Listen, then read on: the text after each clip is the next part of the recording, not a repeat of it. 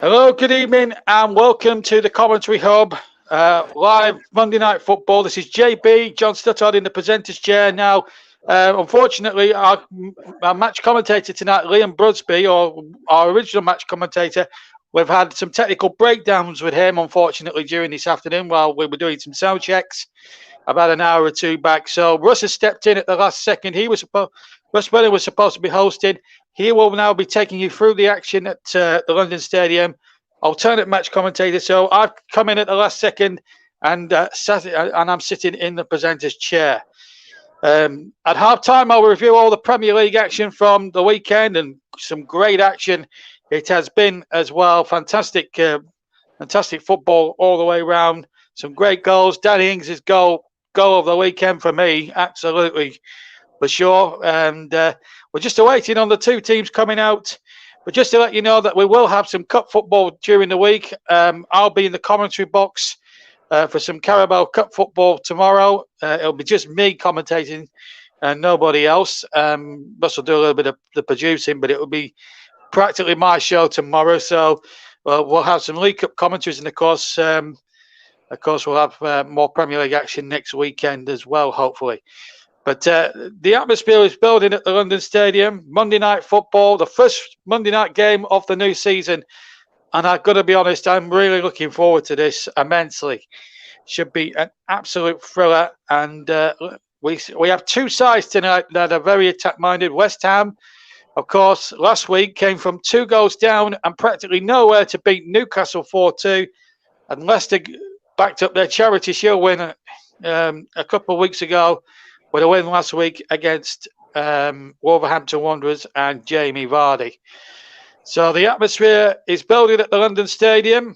We're just about 4 minutes to kick off then at the ground. And I think this week should be in for a cracker. I hope, anyway. I hope we're not going to put the mockers on it too much, but I think we could be in for some fireworks here tonight. Both teams like to attack, so I think we should see goals tonight. And it should be an absolute. We should have a good Monday night fest of football for you here in the Premier League.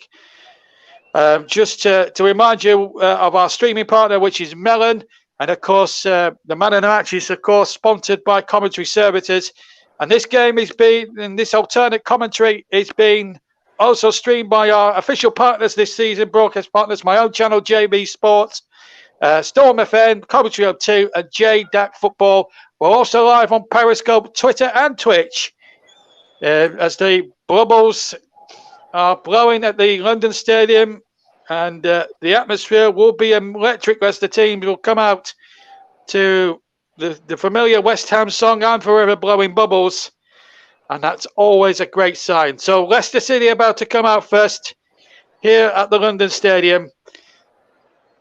FA Cup winners, Community Shield winners. They've achieved it all in the last 12 months. Europa League football, and behind them, West Ham, the home side, who really had a stunning season last season under David Moyes and will be strong favourites to at least finish in mid-table this season. So the teams are out, and let me hand over to our late comer into the commentary box. He wasn't commentating until an hour ago, but he is now.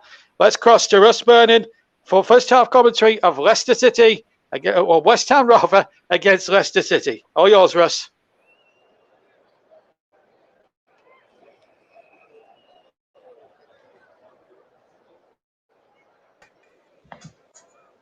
Thank you, JB. Just a little bit of technical itch there, just as we was about to go on air.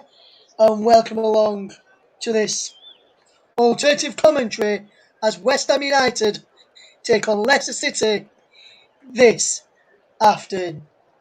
evening rather than the afternoon I was about to say.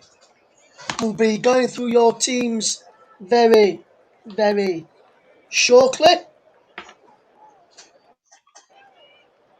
as we get ready for kick-off this evening. We'll go through the teams now then, with Fabianski in goal for West Ham, a back four of Kufal, Dawson, Ogbonna is at the back for West Ham.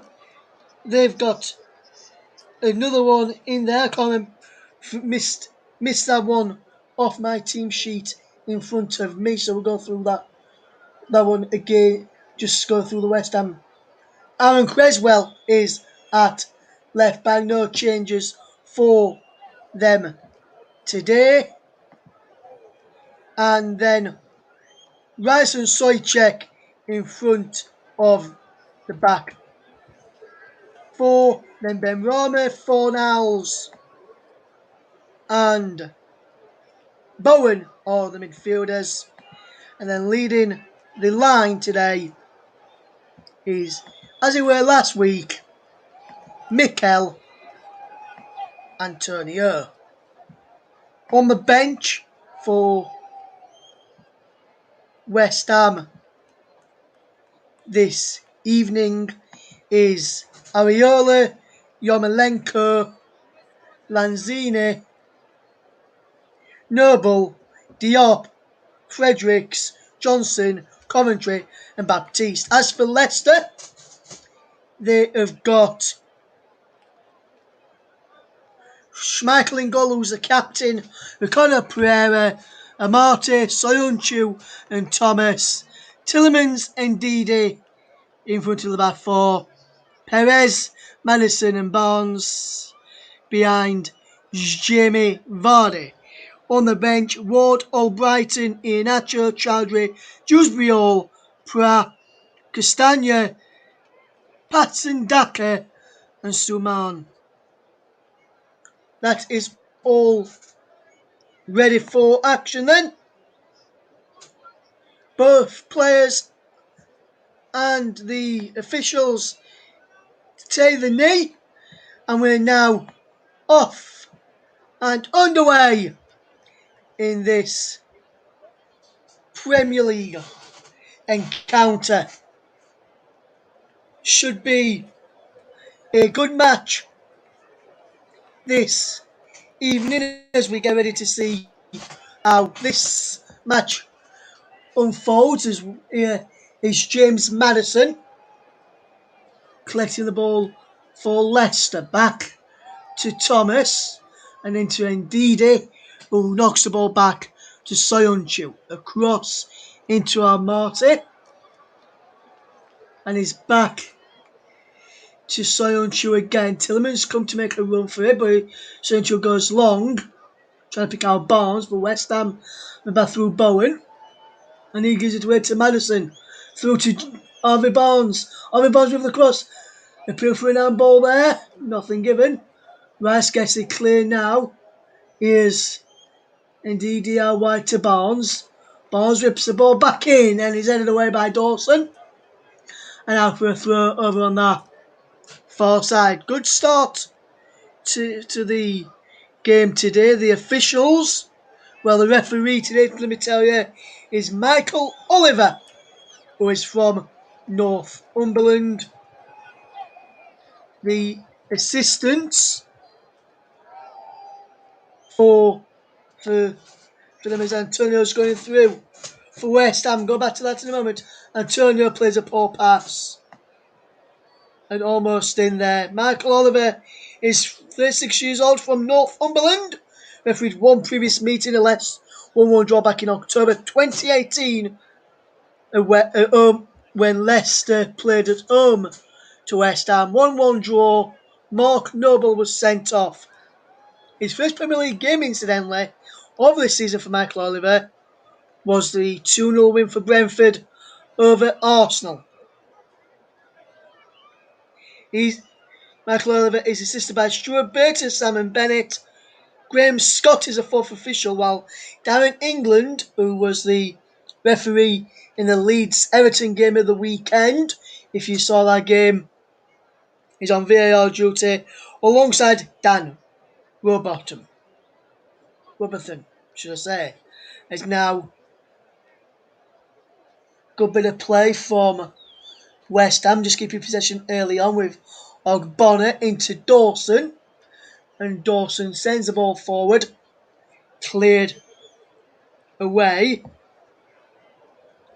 and Leicester gives it to Maddison, who's being called Barnes.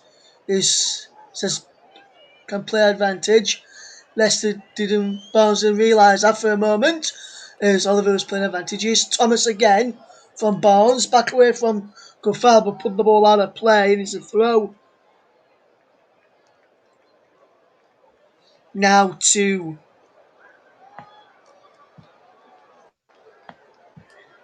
West Ham, who's just keeping on the possession, and we've just got the ball at the back, and a bit surprised really to see that in the starting lineup is Fabianski when they've got Alphonse Areola amongst the subs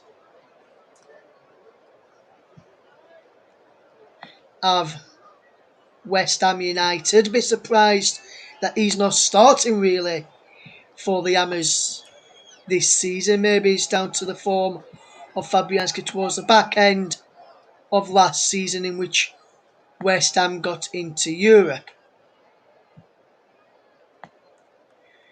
Yet to start their European adventure for 2021-2022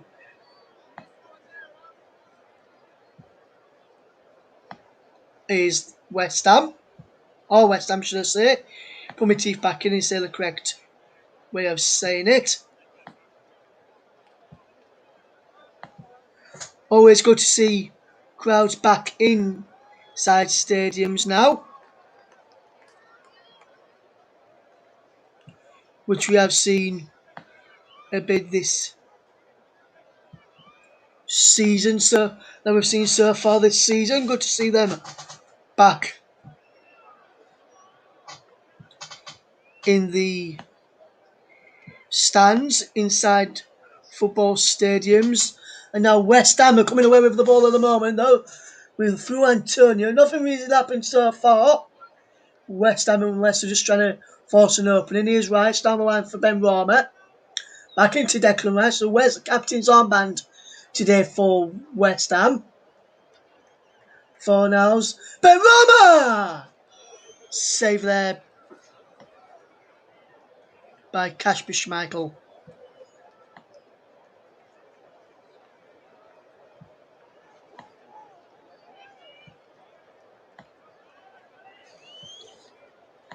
A decent effort there.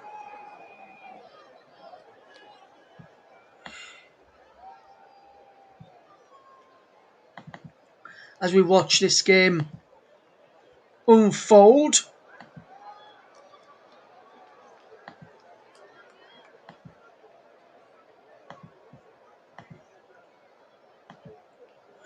This evening. Hopefully you are tuned in and enjoying our coverage so far. If you were trying to listen to Open to Liam Busby this evening due to technical difficulties beyond our control earlier on this evening, well, this afternoon when we're testing our coverage, we're testing our line from our studios to London Stadium where I'm working, so I made that trip across. At the last minute, and let's say I have so far. Good start to the match. Really enjoying this one, as Creswell was just collided with Ricardo Pereira as both went for the ball. Ricardo's okay, but Aaron Creswell is on the field of play at the moment. If he has to come off, probably Johnson or Coventry I would have to possibly, or maybe even Diop. Not sure who would play in that position.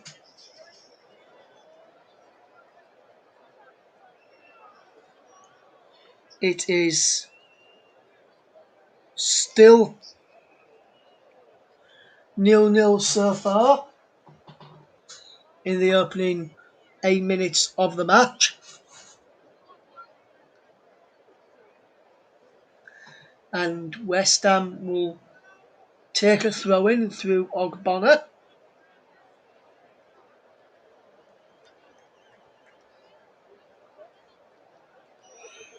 Antonio flicks the ball on, giving away is Perez. And he gives the ball away now, and there's a ball through from Soyuncu. Flicked on by Vardy looking for Madison. Can't get there, it's Ricardo Pereira. It's the ball forward. It's down the line, it goes into the path of Creswell, who can clear for West Ham via the help of Ogbonna. Antonio wins a throw for the Hammers.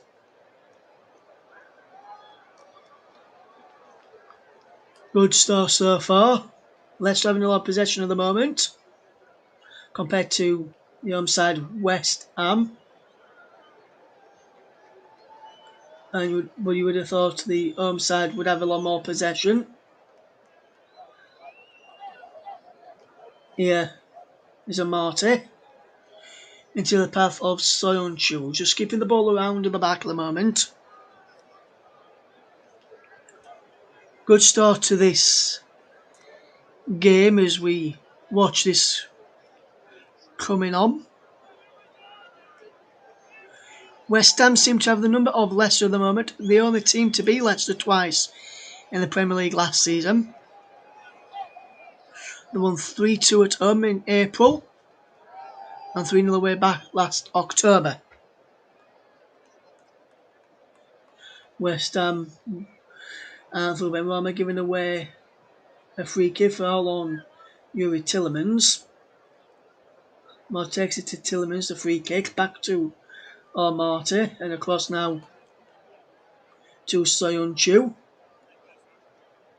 Soyuncu just back to Martin. Soyuncu now just looking up. Finds Thomas. Wants to go back to Soyuncu, who turns away and plays the ball out wide to Harvey Barnes. James Madison's there. Madison don't have much space at the moment. Neither of any of Leicester players going forward at the moment. West Ham just closing down the spaces, trying to. But Tillmans has found a bit of space. Now feeds James Madison. Lovely one from Madison. Barnes. Thomas now back to Madison. What can Leicester do here? Back towards Harvey Barnes. So foul. Giving the ball away. And now West Ham. To Antonio. Flicking the ball on. And he's out for a throw. To the Hammers.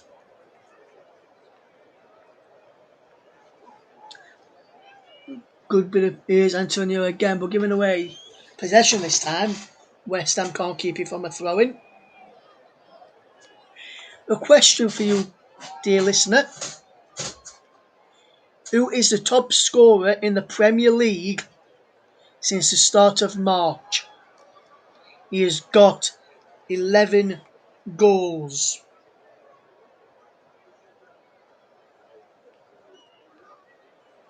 That's all I'm going to say to you. He's got the person who's got 11 goals. But who is that player so far? Here's Madison for Leicester coming forward. Given away by Bowen. To Bowen, should I say. And now Sojcek mopping up as well. And here is Aaron Creswell. 12 minutes gone, still goalless. Ogbonna plays the ball forward, giving the ball away for Niles. Give the ball away, but he's giving away. But he's won a free kick there.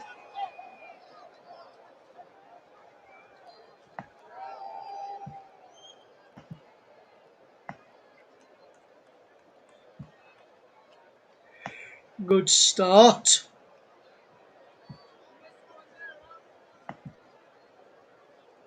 So far. As we watch this game unfold, it's out wide now. Soufal. Into Bowen. Crossfield pass looking for Creswell. And just find him. What can Creswell do here now? Has to go to Dawson. Now Soufal. So following the cross towards Fornals, cleared away by Ricardo Pereira. Declan Rice shoots.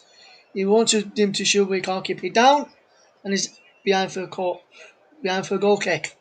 Over the ball there from Declan Rice. Lovely ball in from Soufal. Ricardo Pereira cleared it to Rice, but then Rice fired it over. Can't keep his effort down there though, Rice.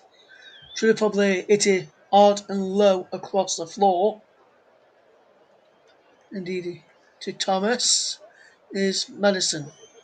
Can't pick on Barnes, who almost going behind Soufal, and now Declan Rice switching the play into the path of Creswell. Back he goes to Ogbonna. Ogbonna now just finding Dawson, and he's just keeping hold of possession, West Ham at the moment. It's still 0-0. Coming up towards 14 minutes of the first half gone. Here's Madison into Barnes. About to take a dream, but Leicester on the attack. Over Barnes in the penalty area. Cross towards Jamie Vardy. Cleared away to Thomas. Fornals.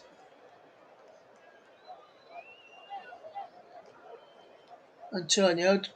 A bit of play from Bowen to find Creswell. And now into Declan Rice. Can't find Antonio. And Marty. And we've got a prayer against back to Schmeichel into Tillemans. Back into Ricardo Pereira. You're listening to alternative commentary on the Commentary Hub YouTube channel.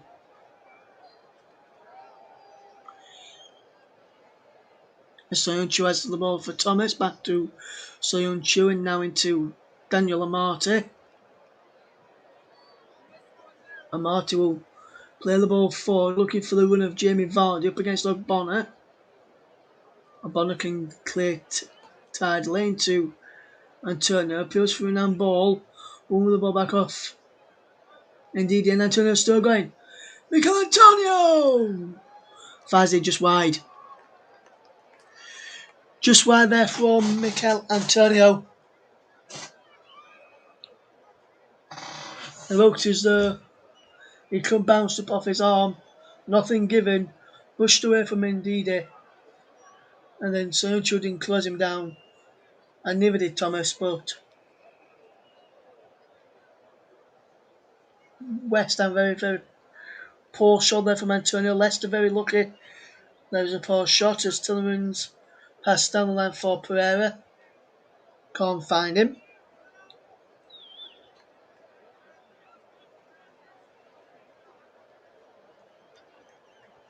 Don't forget to follow us on Twitter at Commentary Live 1. You can like our Facebook page, facebook.com/The Commentary Hub. Here's Benrahma to Creswell. Now Ogbonna.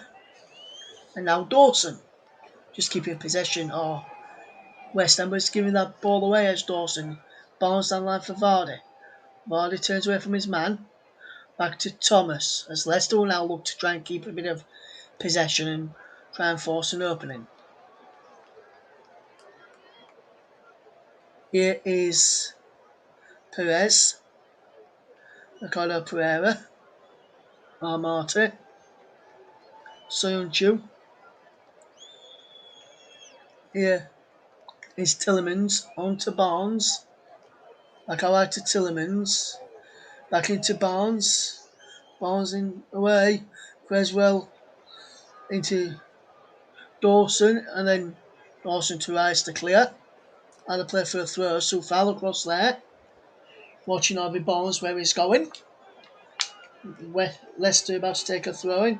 And they're doing to Ndidi. And he's gone back to Daniel Amati and back into Wilfred Ndidi. And with the ball that's been passed around, I'll just take a sip of my water. Ndidi there finds Soyuncu into Thomas. Not really missed much. So far, if you've just tuned in, here's Perez. Ricardo Pereira. And now Ben Rama. Soychek. Back into Ben Rama. Into Soychek. And West Ham managed to get out of a tight space. Indeed, Perez and Madison all marking Ben Rama there. It now is Antonio. Lovely control from Leicester. From West Ham. So here's Ben Rama back in to Antonio, away from the Leicester defence. Away from Pereira, who's blocked the shot or the cross of Antonio for a corner. The West Ham fans getting behind their team now. Should be a good game this. Can West Ham open the score in here? We've played 19 minutes so far. Still goalless between West Ham and Leicester.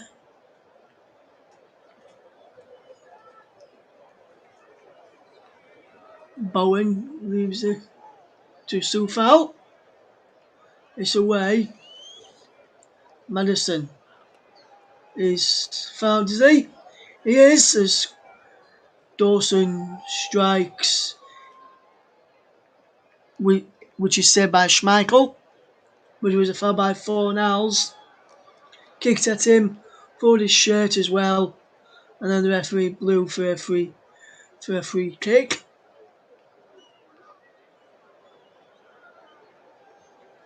But there wasn't really that much of a contact on that for me on the foul on Madison.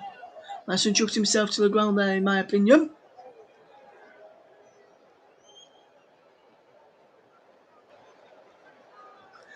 Leicester, low possession, but yet to have a shot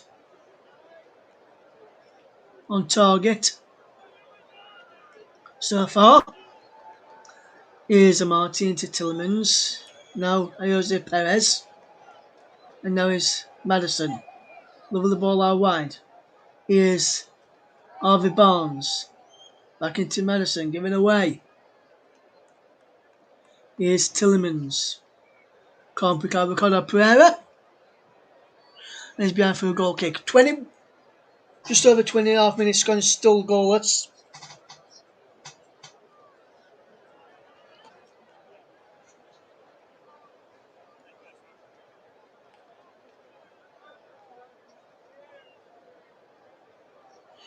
Corner.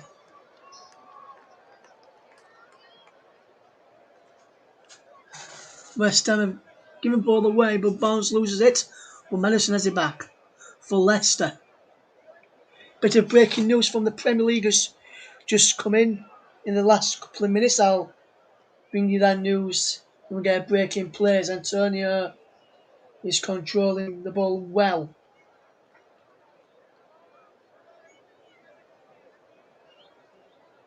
I'll bring you that breaking news in a minute. As Perez puts the ball in, saved by Fabianski in the end, and it's an easy catch. Declan Rice is on possession into Ben Rama. When we get a stoppage in play, I'll bring you that. Conor Pereira gets the ball back. Here's Vardy, Tielemans, and Didi. Here is Harvey Barnes.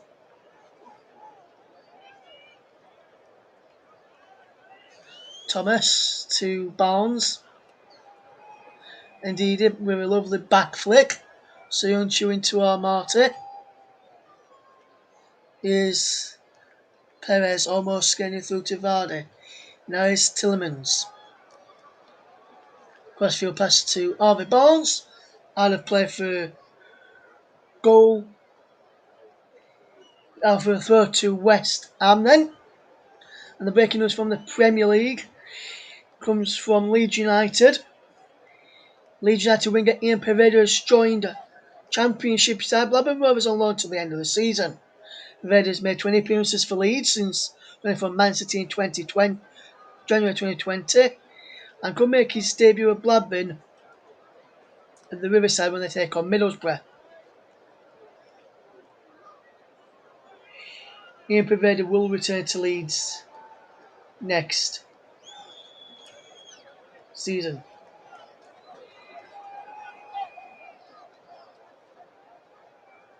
Free kick to West Ham though. Back to the here and now. As we look for the opening goal. 23 minutes gone. It is still goalless in the match so far. Ogbonna clears the ball forward into Rice, back into Ogbonna, and West Ham just keeping possession well. Across to Dawson. Soufal looks to pick out Bowen. Soyuncu clears out for a throw though.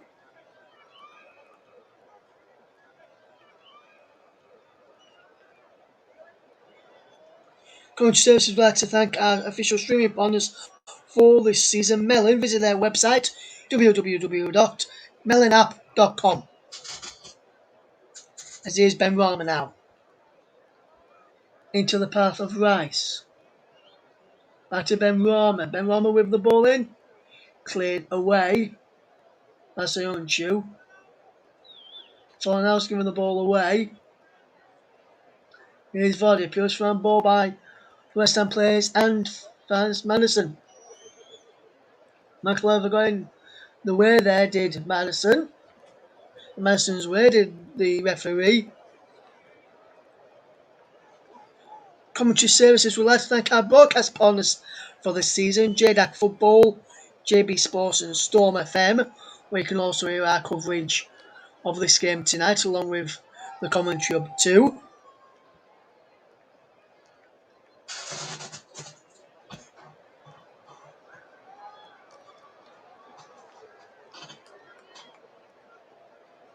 Here's West Ham. Can break with Fornals. Into Ben Rama. Fornals! Oh, West Ham have taken the lead.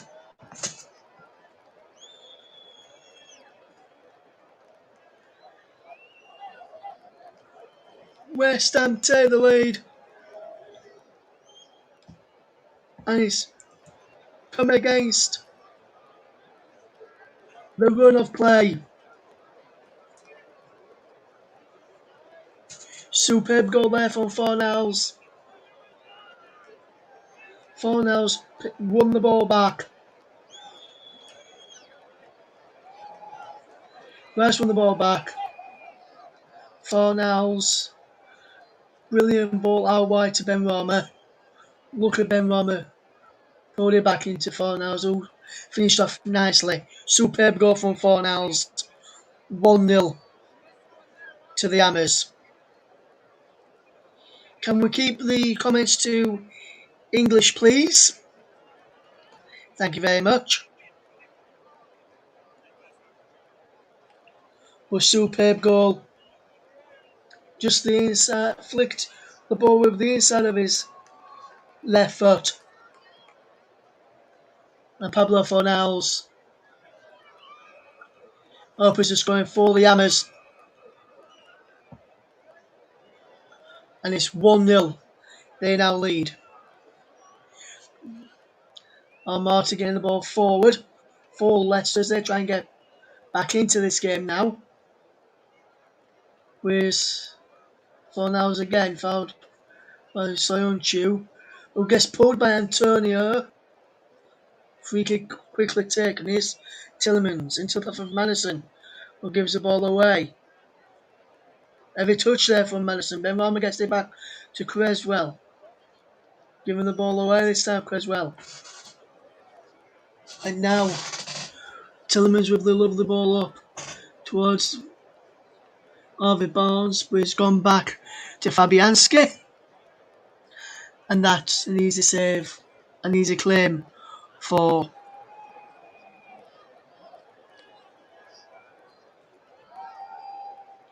the West Ham goalkeeper. West Ham just keeping possession now and trying to get the second goal, which would really kill the game off before half time is. Ben Rama giving the ball away. Inside Ben Rama. Now Soyuncu. Indeed, it back to Soyuncu. And he has to go all the way back to their captain, Kasper Schmeichel, who's in goal, the son of Peter.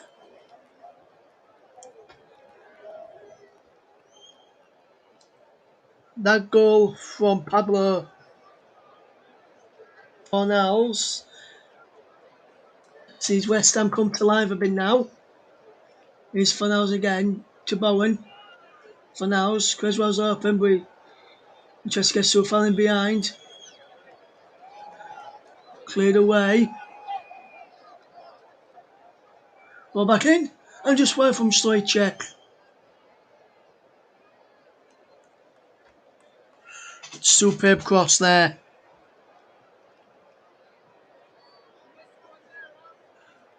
Superb cross.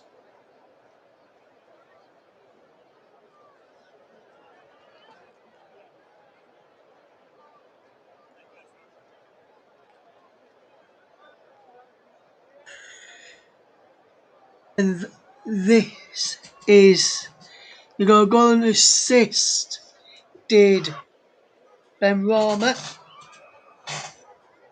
in a win against Newcastle last week. First time scoring an assist in a Premier League game for Ben Rama. Will he get another goal today to go with that one from last week, as well as the assist from last week?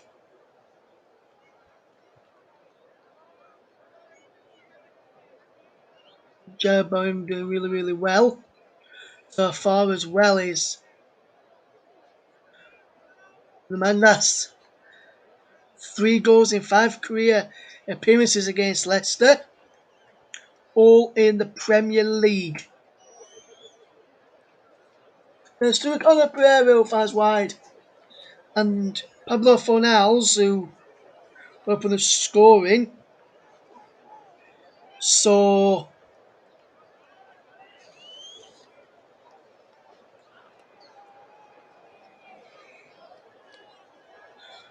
also scored in the 2-1 defeat against Leicester back in December 2019. So West Ham will be open. That will not be the case this time around. There's going to be a goal kick to be taken by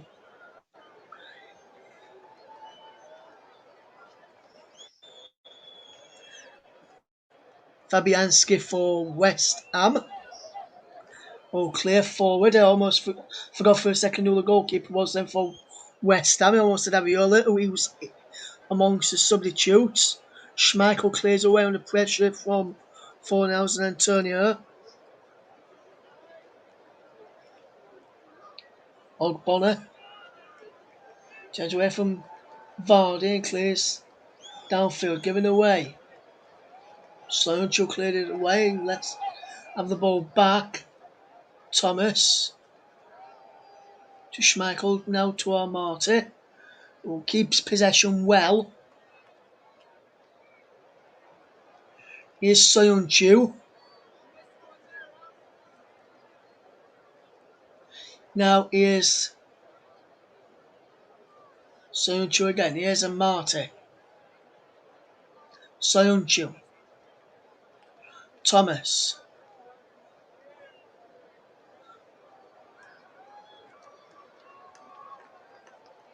Soyuncu just keeping possession for the Foxes at the moment. Into Daniel Amati, and he's just looking to try and force an opening. When will that come? Today's player of the match sponsor on the up is sponsored by Commentary Services. I'll be picking that a little bit later on in the broadcast. Here's Jose Perez into Ndidi. Tillemans to Soyuncu. And now Amati will fetch the ball forward. Into Perez. Rice for the ball. Ndidi gets the ball back. Here's Pereira. And Perez fires it wide. Miscued the effort there after a pass by Madison.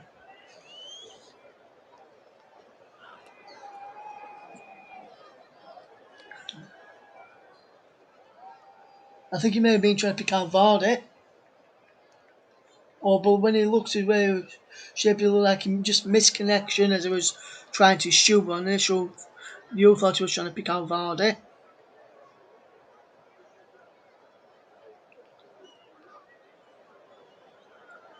You are listening to alternative commentary on the Commentary Hub YouTube channel.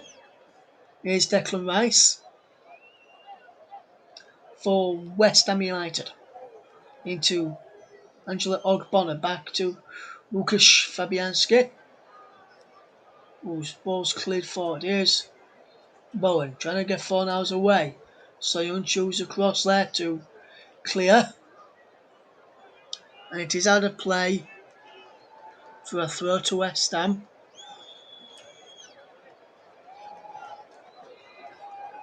Soufal takes a throw down the line, it goes.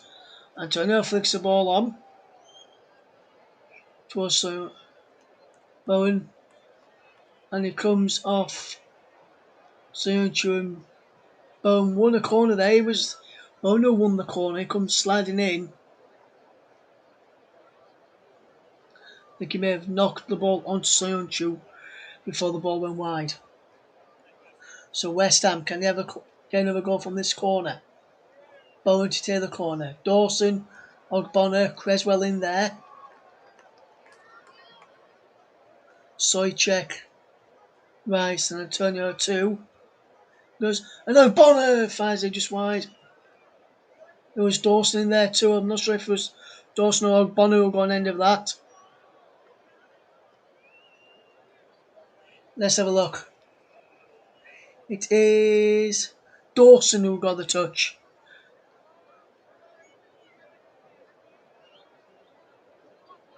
Thought it was Dawson or Bonner at first, but it was Dawson.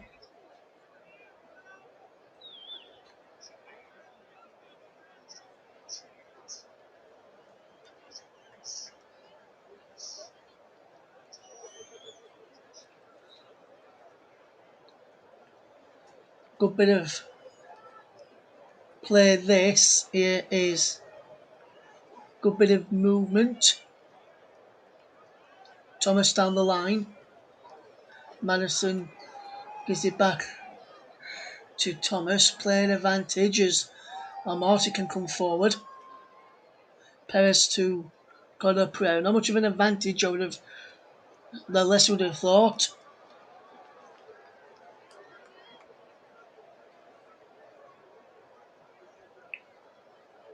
"69 touches for Soyuncu, 54 for Marty, 35 for Thomas, 32 for Ndidi, and 28 for Yuri Tillemans.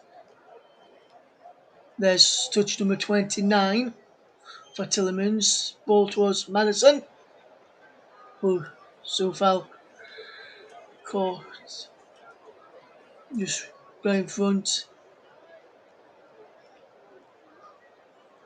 On Madison there. Now Fornals and Antonio. He's got Burn outside, but Ndidi wins the ball back. Here it is Barnes trying to win a throw for Soufal. Here's Bowen. Fornals again. Soychek winning that ball back, it was there. Now here's Creswell. Just keeping possession well here. Commentary Services would like to thank our official streaming partner for this season, Melon. Visit their website www.melonapp.com is a place to go.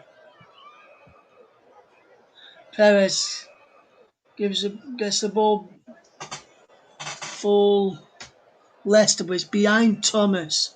Fornals is stay down, and Marty's told the Soyuncu to pull the ball out. Fornals is staying down. Michael Ever didn't think it was a free kick or a foul there. Let's watch this. Nothing in that for me. Trying to keep all of possession.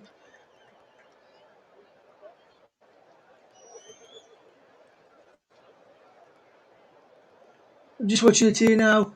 That's a red card offence. for me, Jose Perez. Though stumbling, he knows what he can do, and he could easily pull out there. Jose Perez, that's a red card offence.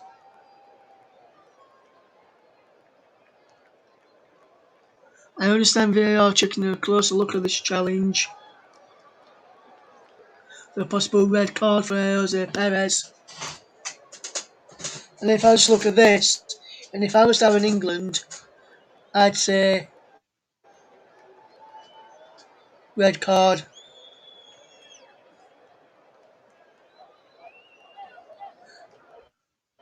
And he's being told to go and have a look by Darren England. And that could be trouble for Jose Perez. We've got a VAR review for a possible red card.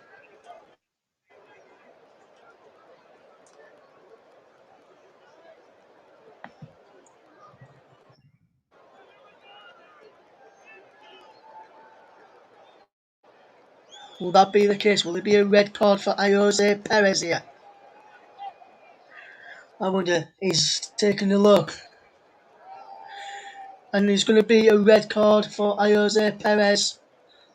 And Leicester are now down to 10 men. And when I saw it on the replay, they all got it correct and got it spot on there. Definitely a red card.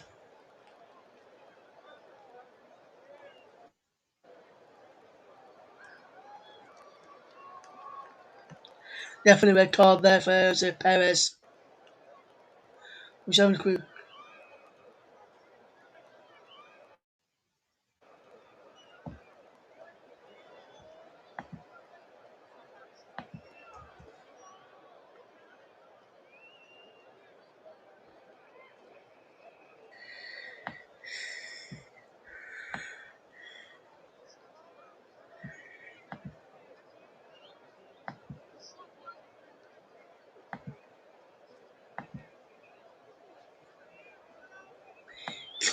Clearly a red card there.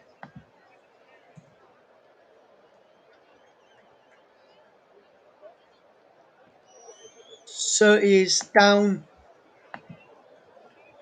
to 10 men now, Leicester. And this is a big ask now for Leicester to get back into this.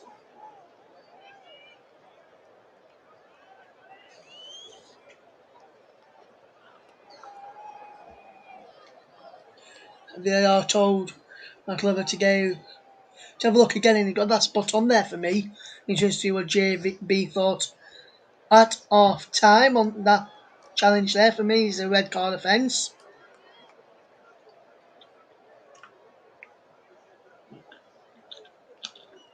First career red card for Jose Perez. Free kick to West Ham. Here is Rice to take. Or is it Creswell? Creswell will take.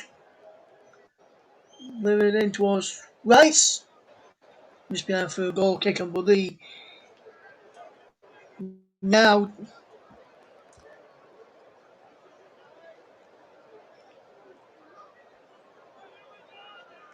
this is down. Is the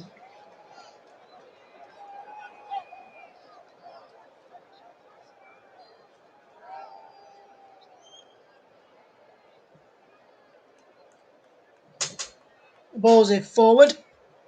Trying to pick out Varden. Nothing in that. Leicester may now go to a fourth to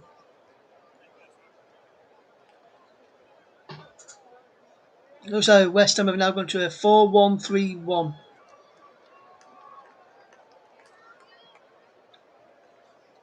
West Ham had to change. It's quite a bit of the ball early on. Is now, I think, West Ham will have a lot of possession coming up towards half time, and West Ham are leading by a goal to nil. Antonio wins the throw off the corner. Pereira down near the right line touchline, just in line with the penalty area. Fornals comes to get the throw from Creswell. Creswell with the ball in, cleared away to Tillemans. Fornals inside the penalty. Antonio! West Ham went to penalty. The challenge on Fornals. There was a challenge on Fornals which saw a red card for Jose Perez. Another challenge on Fornals there. Potential penalty appeal. Nothing given for me. Fornals is right out wide to Creswell. West Ham trying to get a second. Fornals puts the ball in. Cleared away. Here's Sojcek. Out wide now is Soufal. Bowen back to Soufal. And West Ham just look to keep possession coming up towards the end of this first half. And here's Declan Rice. Out wide to Creswell. Back to Declan Rice once more. Dawson out wide. Soufal into Bowen. Lovely turner. Thomas. Bowen with the cross. Antonio knocked down. Close round ball. And a penalty, but free kicks given away to Leicester for an handball by Antonio as we enter the final 20 seconds or so before the added time at the end of this first half. Yes, he just comes off Antonio's arm there. You don't even, there's no handball in there. I can't see why.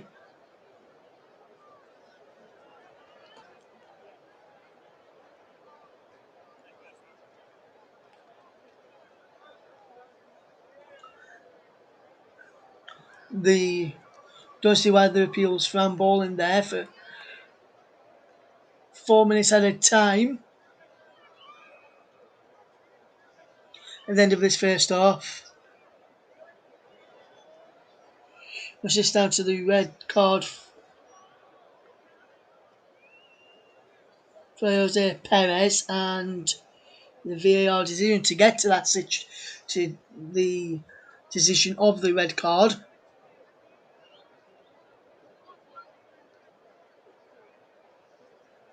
Sojcek and Soufal.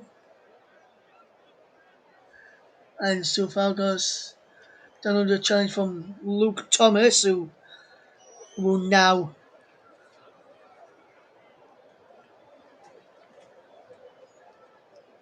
fouls reserve free kick just before the. It's like a corner this for West Ham. It's directly near where the corner flag is. It's a few yards away from the corner flag. The big lads up there. Dawson, Antonio, Ogbonna, Rice, Soufal, Rice and Sojcek in there. Just over there of Antonio. Put behind by Jamie Vardy for a corner. And Vardy having to come back and do the defending where Jose Perez would be. Since a red card, a few moments ago for Jose Perez, sees West Ham taking quite a lot of control so far. Corner is cleared away. Tillemans goes down as if Rice is penalised for a foul on Yuri Tillemans. And a little pub there from Declan Rice. And what will Leicester be able to do here to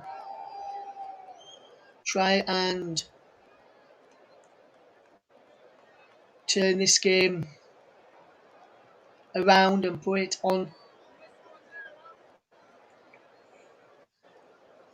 their head as we watch this ball played forward.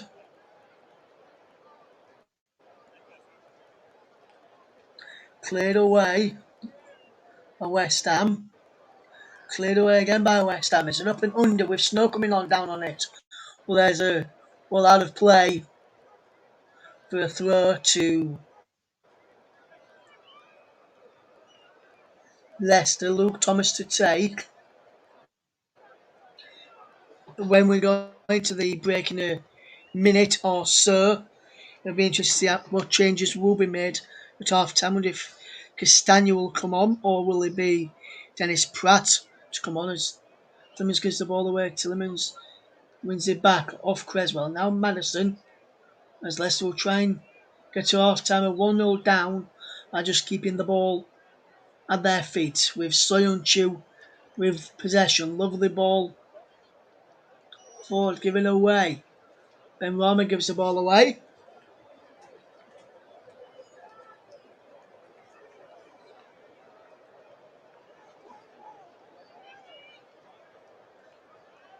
There's a throw to Leicester. We look at his watch. And there goes the half-time whistle. So far so good for West Ham.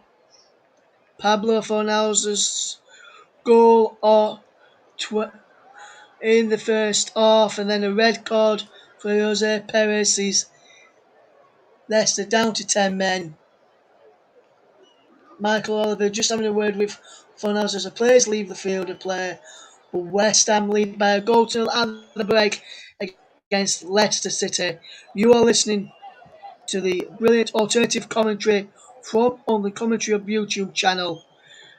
Is West Ham United 1, Leicester City 0. This is Thank you very much indeed, Russ. Wow, what do we make of that first half, ladies and gents? It's been quite a while first half, hasn't it? West Ham deservedly in front, in my opinion. Great goal from Fornals. They could have had a second through Soychek as well. They've looked really good. Leicester really haven't got into the game, and I have to concur with my commentator because it was an absolute dangerous challenge.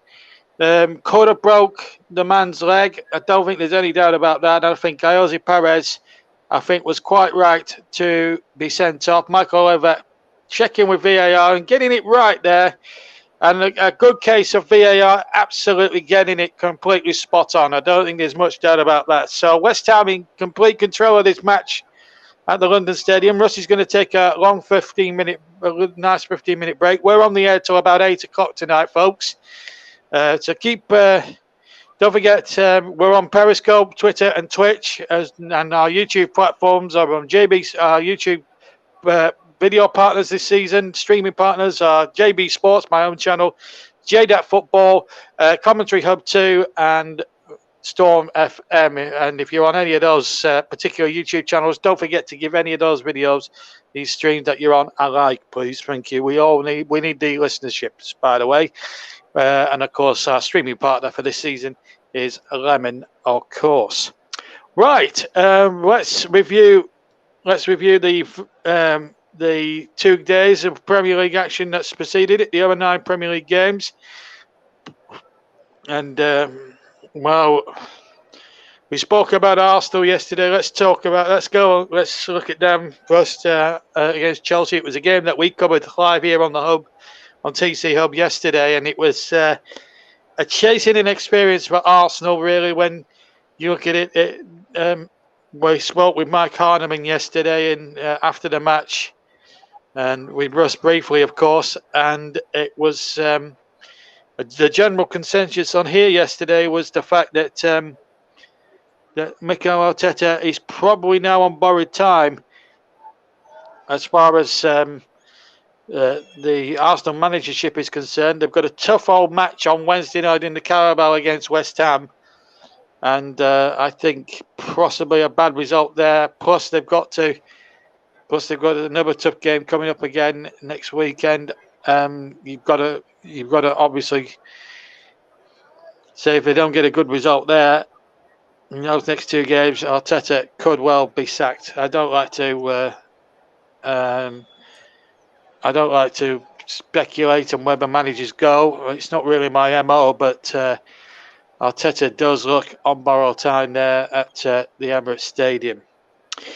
But Chelsea looking very good under Thomas Tuchel. Very good performance from them. Could have won by more than the 2. Romelu Lukaku looking absolutely sparkling, good form. Reece James, our man in the match yesterday, took his goal well, set up the first swirl of Lukaku, and really, what you've got to understand is that Chelsea are actually playing like the real deal at the moment. They've got Liverpool to come next weekend. We'll hopefully have that live with you on the commentary. We'll have that confirmed later in the week for you. But one thing I can guarantee you here is that Chelsea do look the real deal at the moment as far as the Premier League is concerned.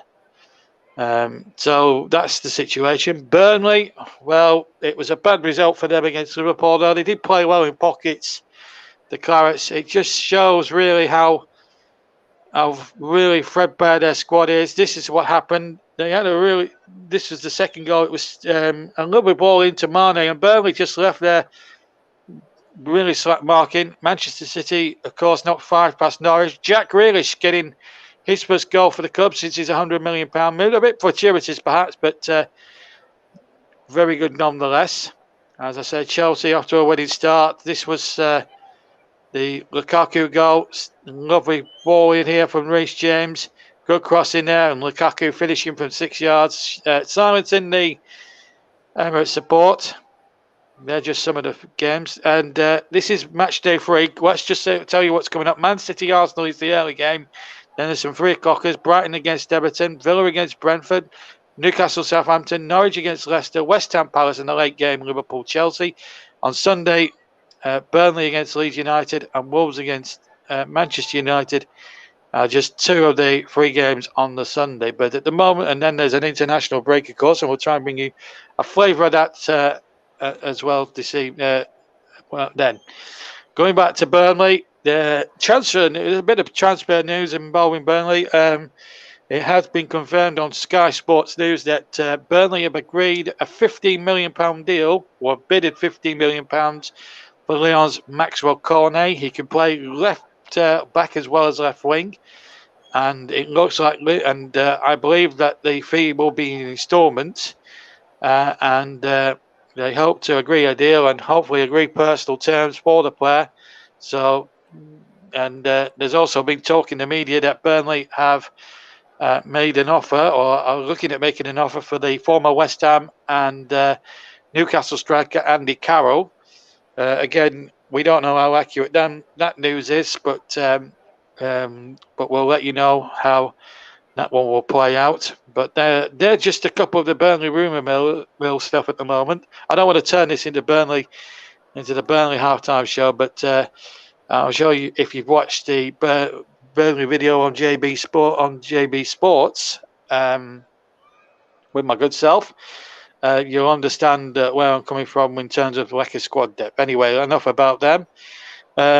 Also, Manchester United drew 1-1 at Southampton. A good result for the Saints, all things considered, because it needed to be a good little result for them. Very difficult place to go to, Southampton.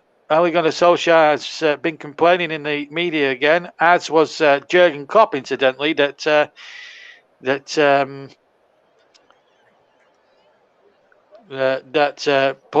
opposition teams have been a bit rough, shall we say, in the in some of the games so far. They're not happy with the new refereeing legislations of trying to let the game flow at every conceivable opportunity. Now, one can understand that, but then on the other hand, it is a contact sport, and I think Klopp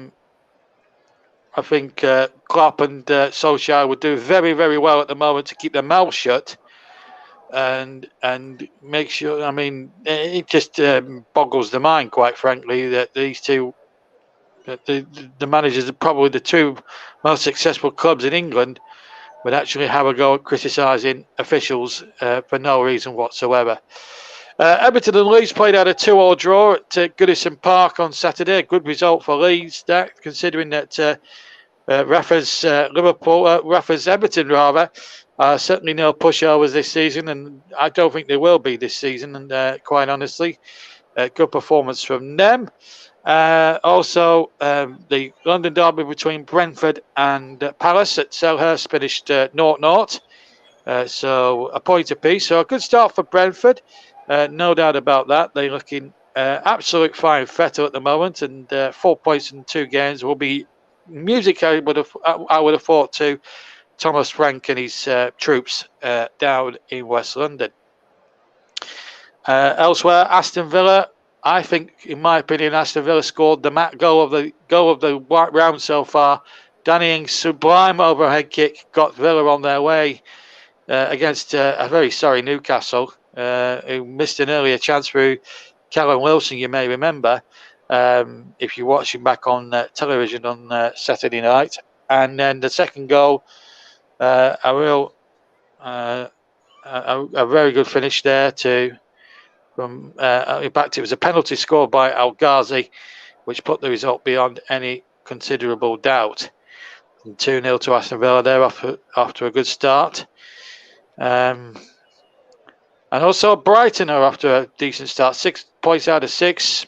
They won a little bit unfairly at Burnley last weekend, but no such doubt about them against Watford. They looked absolutely dominant against the newly promoted Hornets from start to finish, and worthy 2-0 victors in that game against Watford at the Amex on Saturday night as well. But we are at the moment just waiting for the teams to come out. So what will Leicester City do in terms of what they will have to do in terms of tactics and all that jazz? Well, we'll just have to find out and see in the next 45 minutes or so, that is for sure. Just waiting for the teams to trot back out for the second half then at the London Stadium. And of course, yesterday, Harry Kane made his first appearance of the season as a substitute for Tottenham as they won 1-0 against Wolves in the other game as well. And here tonight, we've had a good match here at the London Stadium. I did fancy Leicester at the start to win the game, but you have to say West Ham have been the better side. Definite goal, beautiful goal taken by Fornals. Joytek should have made it too, but didn't. And of course, Jose Perez has been sent off for the very first time in his career with a dangerous challenge, which really could have broke the West Ham player's leg. It was an horrendous tackle, and when you see it again and again from another angle, it does look very, very awful to watch. It's got to be said. But West Ham now have got an opportunity now to prove their worth here in the second half. We're just waiting for the teams to trot out here. We are a little bit behind at the moment. We're originally till 10 o'clock tonight, incidentally, on the TC Hub. Now, just to remind you, before I hand back to Russ in a second or two for the second half, that this game is being streamed. Alternative commentary is being streamed across these official YouTube partners, which is JB Sports, JDAC Football, Storm FM, and Commentary Hub 2. They're just 4 of the YouTube channels that we have linked up with here at TC Hub. We're also on the Twitch channel. We're also on Twitter, live on. You also be hearing this stream live on Twitter, Twitch, and Periscope. Our Twitter handle, incidentally, is Commentary Live 1. Make a note of that. At Commentary Live 1 is our Twitter handle. If you want to send us a tweet or whatever, or you want to tweet about our coverage this season, we'd like to hear from you. Keep your comments obviously clean on all platforms. If you are going to get in touch with us, we are still, whatever, regardless, we are a family program. I just want to make that vehemently clear. The Man of the Match sponsor, well, that will be Commentary Services sponsoring that, as we just wait for the teams to reconvene for the second half.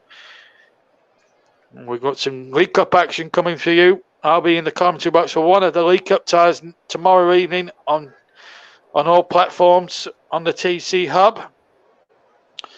Of course, just to remind you that Russ's Twitter handle, please follow Russ on Twitter if you can.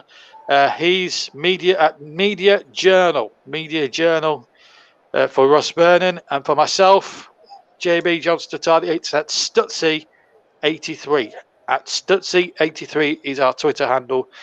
And of course, whilst when I'll be involved with the coverage, I will be letting people know about the Twitter feeds and everything else. So please follow us on Twitter.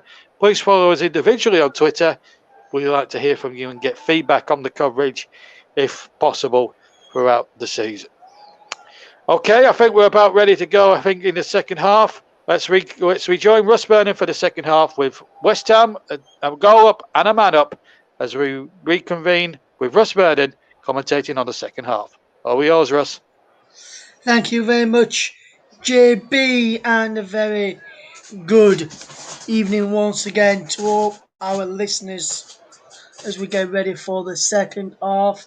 You can see for now, I was having a quick chat there with Jamie Vardy just before the second half gets underway. Madison is having a quick word with referee Michael Oliver.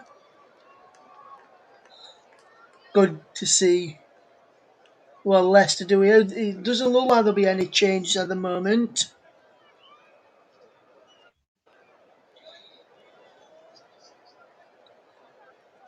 So looks like no changes at this moment in time as we get ready for the second half as we back underway in the second half. Thomas trying to pick out Barnes down on this near side and cut out by West Ham.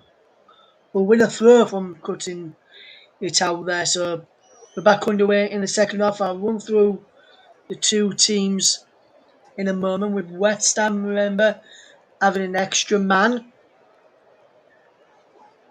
due to that red card for Jose Perez. And here's the team news. It's Fabianski in goal for the Hammers. A back four, Kufal, Dawson, Bonner and Creswell. Soychek and Rice in front of the back four. Bowen 4 hours ago scoring Benrahma in midfield. Antonio up front. On the as for Leicester, Schmeichel in goal, Ricardo Pereira, and Martis, Soyuncu and Thomas, Tillemans and Ndidi, Madison and Barnes behind Vardy. So 4-2-2-1. Run you through the two subs bench in a moment as Rice puts the ball forward looking towards the run of Antonio and Bowen. Sufel wins the header for Bowen. And now Barnes wins the ball back and wins a throw to West Ham. So they are down to 10 men now. Leicester, as I mentioned.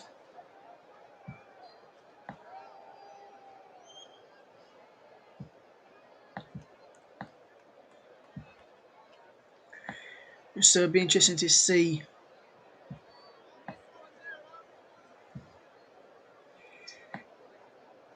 what happens here as we get ready for the second half. As for now, finds Benrahma. Benrahma can find Antonio giving away. Got a pair, won the ball back. And they're still much trying to get Vardy in behind there, but that was almost Dawson stopping that run from in there. So now no changes just yet. So the subs for West Ham are Areola, Yarmolenko, Lanzini, Noble, Diop, Fredericks, Johnson, Coventry and Baptiste.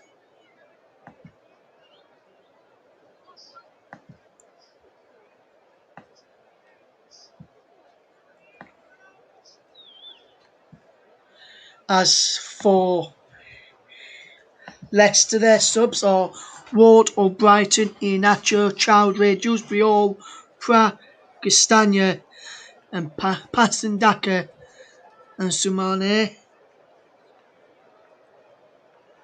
But now Bonner finds Creswell to Dawson to Sufal. Here's Bowen.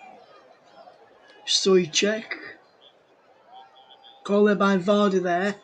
Here's Declan Rice. Ogbonna back into Rice. Now Fornells and West Ham are trying to just keep hold of possession so far.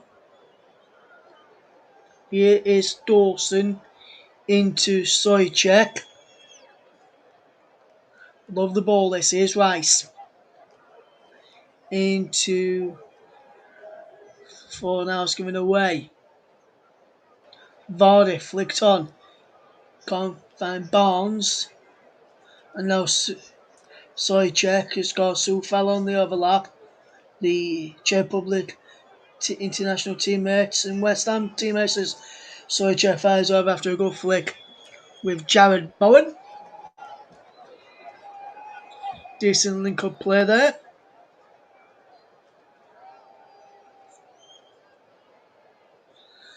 Here is a lovely bit of movement. And he's fired just over. It was via toe poke as well. That he went over the bar. But West Ham still lead by a goal to nil. Schmeichel finds Thomas. Norris Soyuncu. Here is Barnes, but he can't keep the ball in play. And West Ham have the ball back. Soufal. I wonder where he's going to take. He's almost going 2 or 3 yards away from where he should have been. And Bone goes down, but a fantastic challenge by Soyuncu.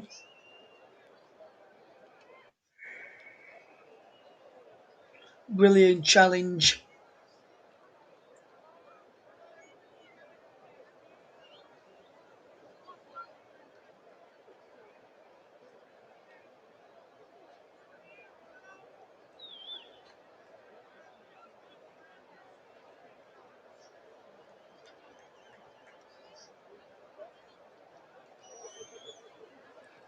Here's Jared Bowen.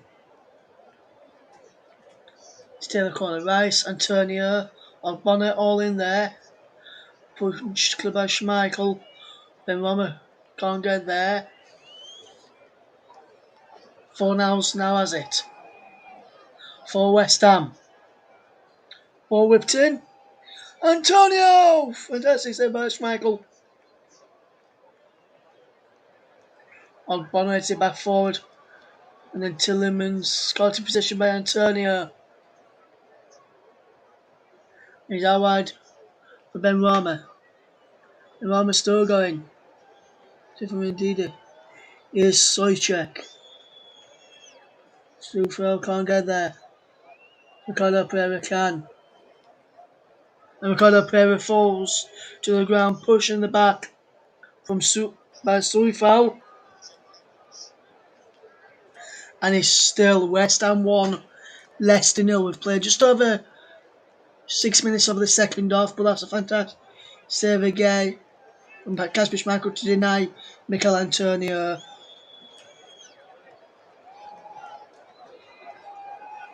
I think it was the perfect time for Leicester. Keeper there. Here is Schmeichel, who can clear the ball forward. It's out of play for a throw to the Foxes.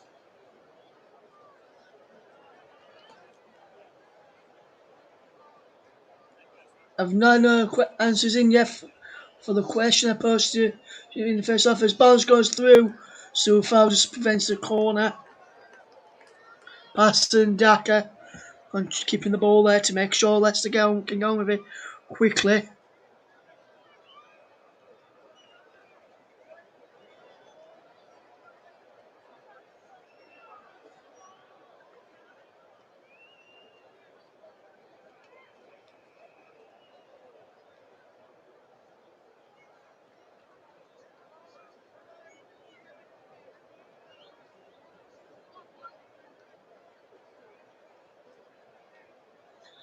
Soyuncu wins the header from that throw from Leicester. Soychek gets it across to Creswell, who can Leicester ball come down and they can control and they can run away over on that far side.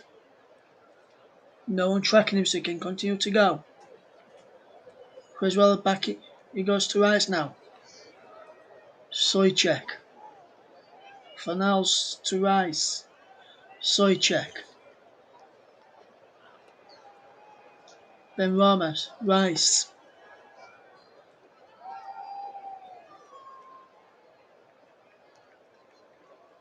Here is Soychek for West Ham, just keeping possession. And because of the extra man, West Ham have changed around in terms of format, in terms of possession. So now into Soufal. Now Bowen. Back to Fornals as I almost fell off my chair in the commentary box there. Soychek to Ogbonna. Creswell. Here's Rice. Creswell to Antonio. Benrahma goes down under Pereira. The referee says no penalty.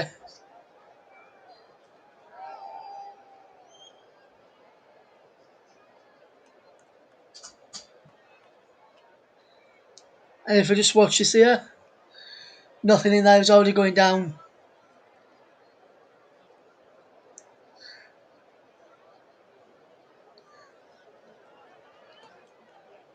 He's already going down there trying to con the officials into giving a penalty there. That's never a penalty. It is. So Chu gives the ball away to Antonio. Antonio! And Benrahma have scored! Said Benrahma has scored again. Antonio to Benrahma, but a mistake from Soyuncu. What a mistake by Kaglar Soyuncu. And it's 2-0 to the visit to the hosts, and West Ham is very, very, very Soyuncu under no pressure. Didn't even look. Found try to play back to Schmeichel into Antonio. And Antonio sets up Benrahma, who scores. Great work. 2-0 to the Hammers.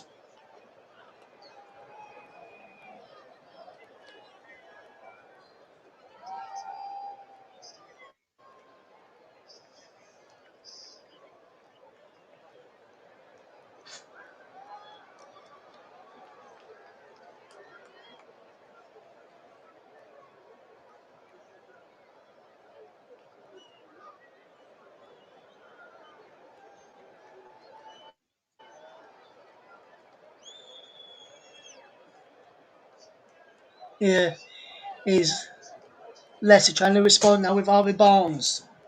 Into Madison. Shot blocked. And it's cleared. West Ham 2. Leicester City 0.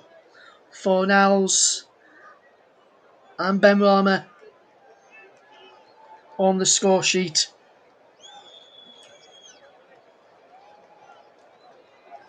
So far in this game.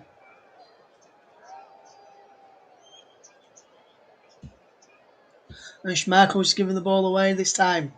And now West Ham will try and come forward again, trying to get a goal here now. Can they get a third, which would really seal this game off? Here's Soufal. Dawson. Down the line for Soufal, but Thomas is across there to put it out for a throw.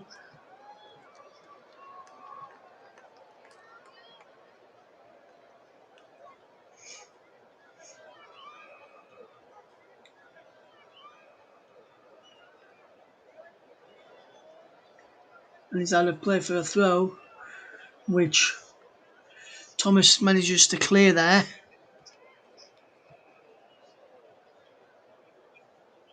So far getting his team up for this. So far into Antonio giving away. And now Harvey Barnes. Gets away from Rice. We can't find Vardy. I'm not sure if Vardy has been involved at all this second half. Here is now Ogbonna into Creswell. And as to my question, which I posed in that first half, was about a player who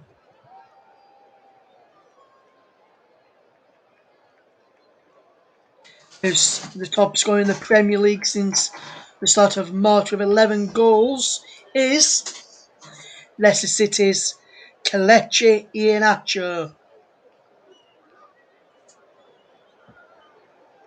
Inside Ben Rama has done really, really well so far since joining the Hammers, especially since Jesse Lingard left West Ham, where he was on loan from Manchester United last year, as Tillemans to Ricardo Pereira. Ricardo Pereira's, I was just having a few hiccups there, excuse me, as here is now Creswell. We've played an hour. 2-0 to the Hammers.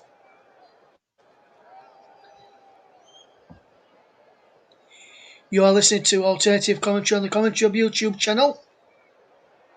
Today's Player of the Match sponsor on the Hub is sponsored by Commentary Services.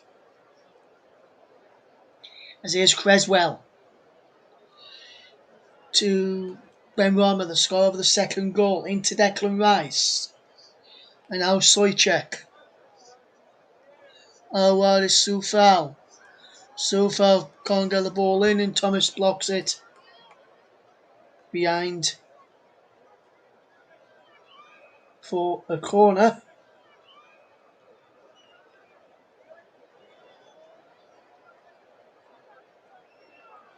Can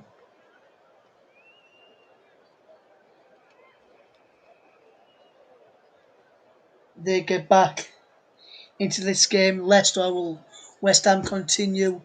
Here, can Bowen set up a goal here. Bowen with the cross.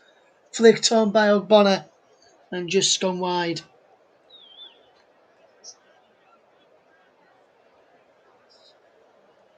Lovely corner kick. Whipped in.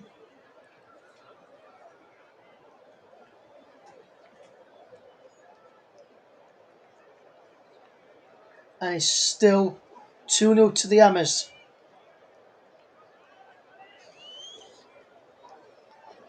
And now here is Barnes to Ndidi. Now Tillemans gives the ball away to Antonio into Ben Rama. Ben Rama back to Michael Antonio. Superb save from Kasper Schmeichel.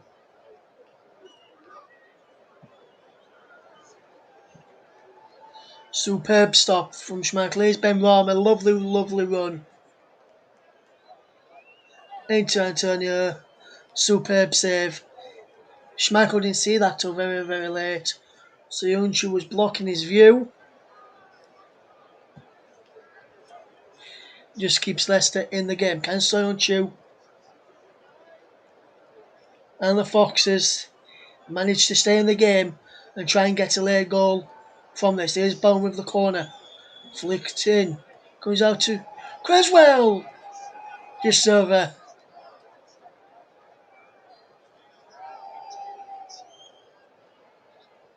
So unlucky from Aaron Creswell.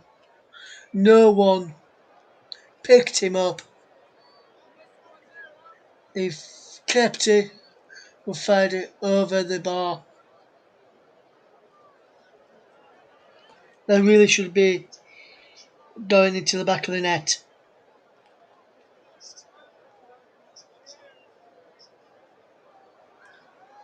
As the ball is flicked forward. Soufal. Antonio chasing after this. Stogan. Well, the offside flag is up.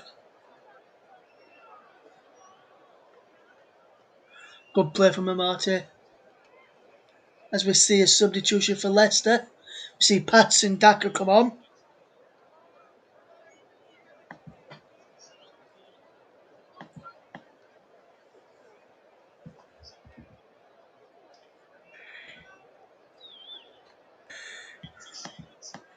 And he replaces Harvey Barnes. So he's now going to run with Jamie Vardy as Patson Daka. And now Thomas finds Amate.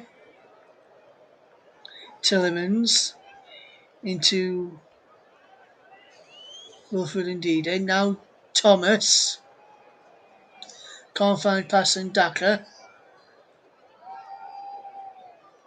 Rice did well to get the ball back off West Ham after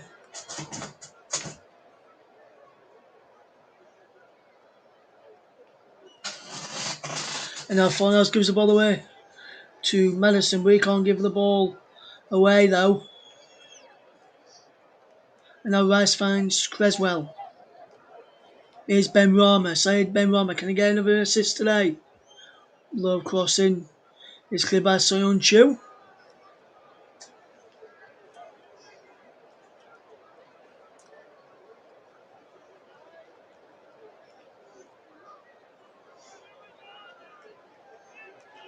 Here's Antonio for Declan Rice. Surfoul there. Here's Bowen. Rice once more. Creswell gets the ball in. And he takes deflection on the way. Behind for a corner. Leicester being put under pressure here. West Ham putting Leicester under pressure. Creswell clapping the supporters as he comes across to the corner.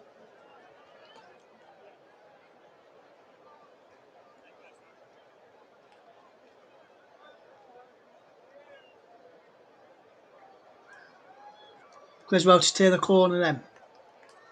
Can they find a goal here, West Ham? To secure the win. Fornals gets the ball out wide. Bowen gets there. Away from Ndidi, who then bites back and wins a corner.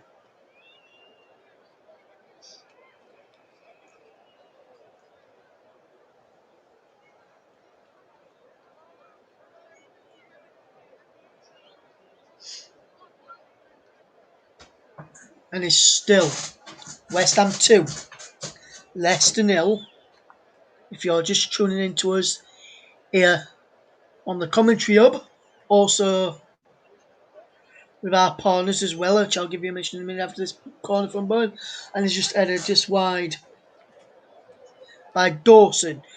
We are proud to thank and would like to thank our broadcast partners, as would commentary services for this season, JDAF Football, JB Sports, and of course Storm FM. We would also like to thank our official streaming partner for this season, Melon. Visit their website, www.melonapp.com is a place to visit them.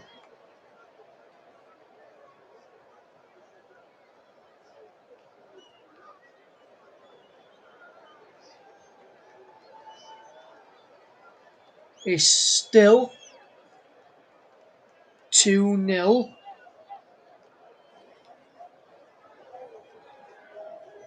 As we see this going forward, here's Declan Rice. Wide to Ben Rama, back to Fornals to Rice. Now Ben Rama again, here's Creswell.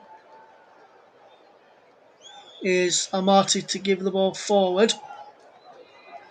Here's the winner Soufal. Out wide is Jared Bowen. Under pressure from Ndidi and Thomas under pressure, giving away This viral throw is Bowen. Just run away from Fornals.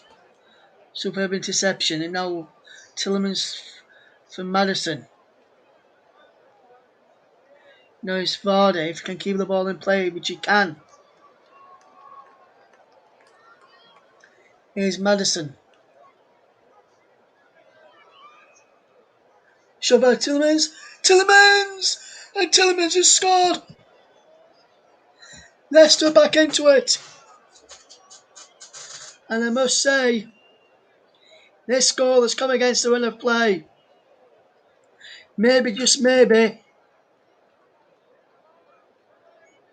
West Ham will get the lifeline here and Leicester go be disallowed.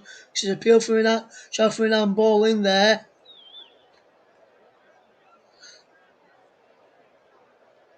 I don't think it is an handball. But we'll check. No, it comes off his chest. So that goal will be going.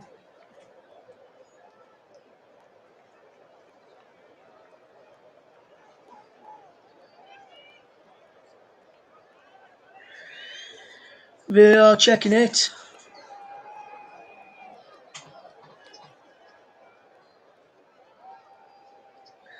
And the goal has been given. And Leicester have got one back. It's now 2-1. First goal since the FA Cup final goal for Tillemans. Where's West Ham? Can they get back to their 2-goal advantage?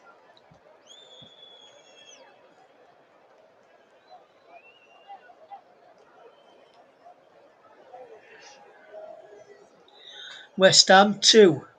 Leicester 1 is the scoreline. There's a foul by Ricardo Pereira on yellow card by Pereira. The foul I think it was on Creswell was on his ankle.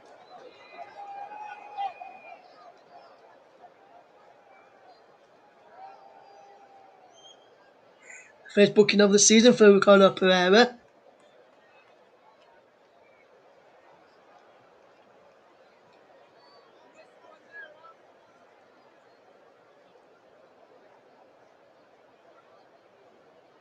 That's the first booking of the game.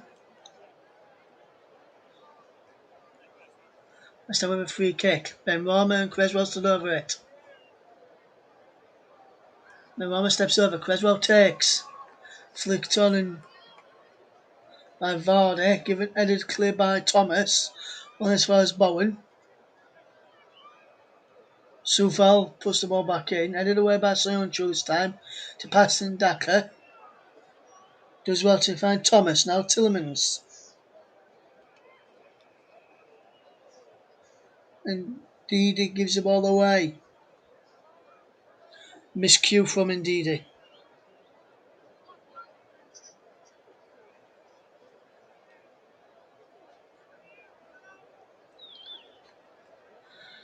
Here is the run of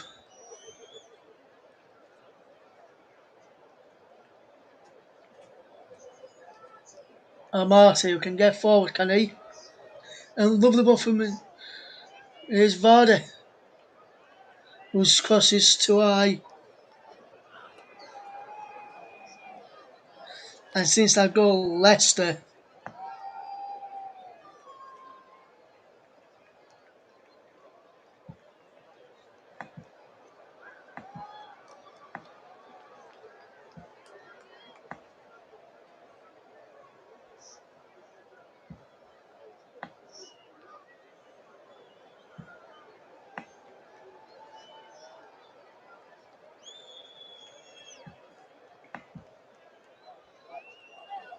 will try and get something this game. Can Leicester get something from this game? Which would be a remarkable way to get something from the game.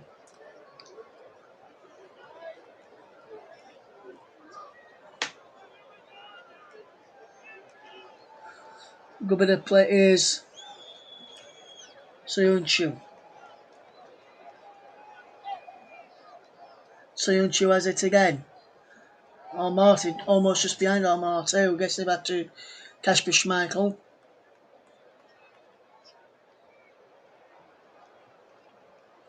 Soyuncu. Clip ball forward, giving away to Sufal. And now gets Antonio away down this near side. Thomas intercepts. And he's behind for a corner kick.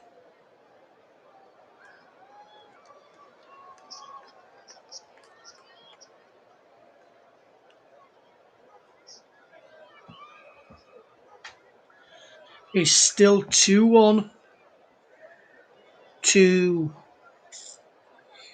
West Ham United. 10th corner for West Ham in this game.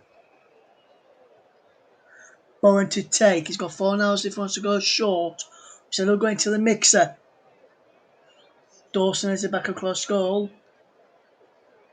Creswell claims it. After come down with a bit of snow on it. Rising into the path of Ben Rama. Back into Creswell. Ben Rama once more. Now line for Rice. Lovely crossing. And Dawson edge wide. Dawson claiming it should be a corner.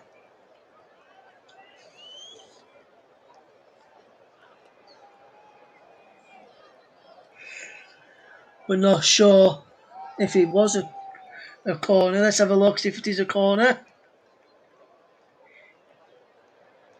Don't think it was. So Young choice it forward. And gives the to Dawson into Rice. Now Sufal. Sufal keeping possession well.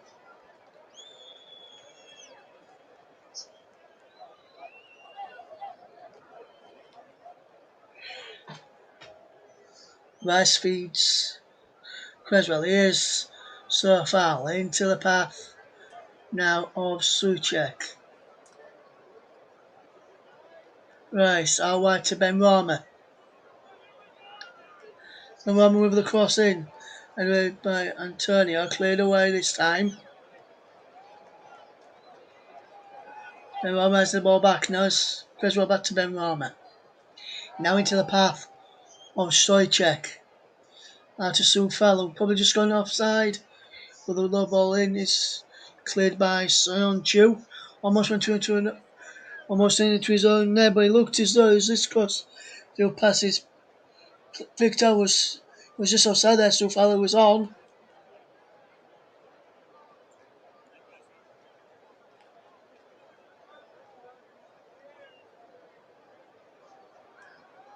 Souček in there.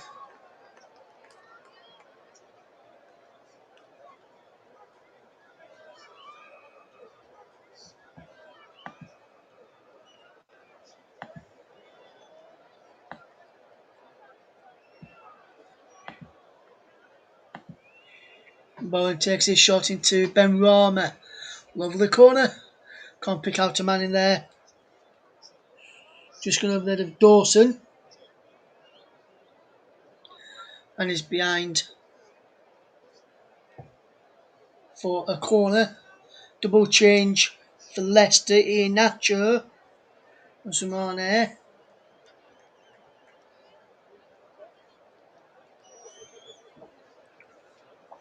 Oh, side from Neil. And also got Samara. And also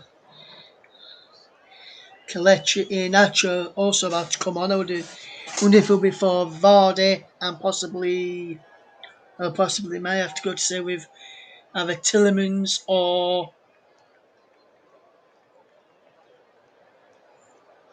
Indeed, I would have to say. But he's not going to be Jamie Vardy and James Maddison. I got Vardy right, but I thought he might have been Indeed the Tillemans and Kevin Maddison on, but he's not. He's taking Maddison off and going with Samane.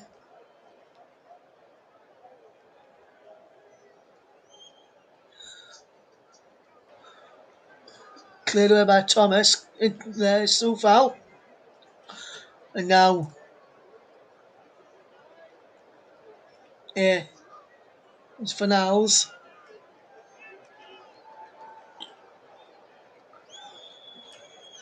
Here is Sergio Ogbonna. Finds Rice. All wide. Scratch back into Rice. Low ball in. Antonio turns. Oh! What a goal! What a goal! And it's goal number 50 for the man who wears number 9, their greatest ever Premier League goal scorer. And West Ham lead by 3-1.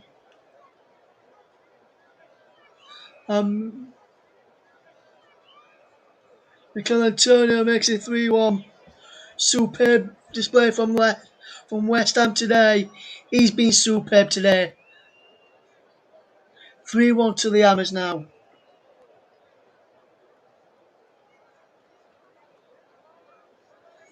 What a turn from Mikel Antonio.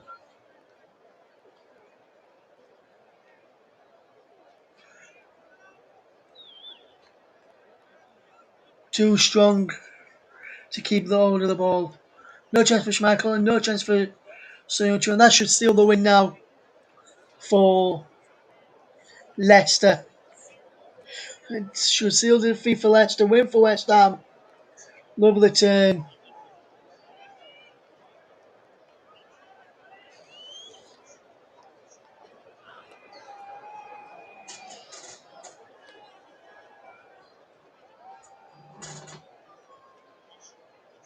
"48 goals, top scores in Premier League history, better than Paolo Di Canio now."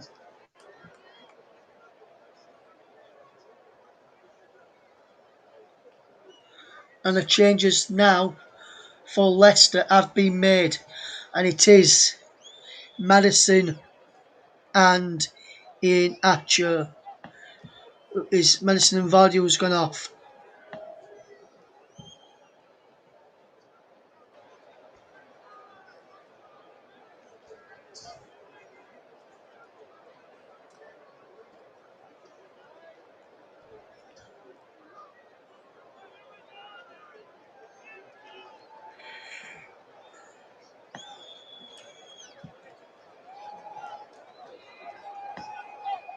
So there's the 3 subs now done for Leicester now.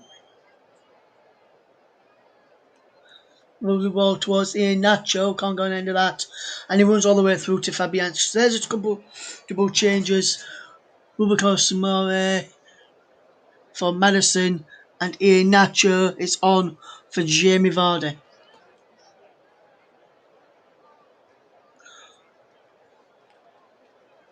Vardy ran himself into the ground tonight. Very, very well done. Superb work. Superb running into the ground, but not really having much into it so far.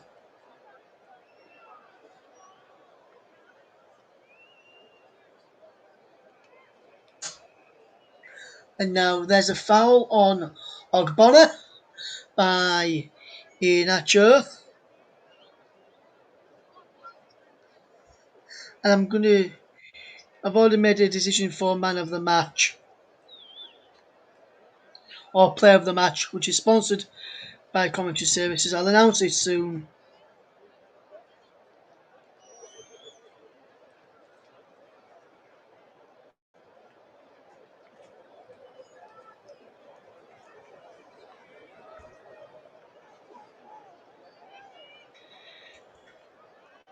And West Ham fans just getting behind their team as they look like to be seeing their team win 2 games in a row as Fornals finds Bowen. is Sufal into Antonio. Oh, what a goal! Superb for Mikel Antonio. And a fourth for West Ham. And West Ham have been superb. What a goal from Mikel Antonio.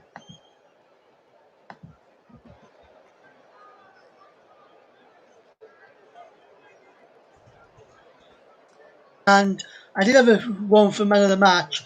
I was about to put him down as man of the match, but now I gave someone man of the match. I put someone down for man of the match already, but I've just changed my mind. I had to announce it. I've just changed my mind. But that superb goal from Mikel Antonio. Nothing for Schmeichel to do there. Nothing Schmeichel could do there. Nothing that Marty could do. Nothing Ricardo Pereira could do. And West Ham 4-1 up. And that goal has put West Ham, from what I believe,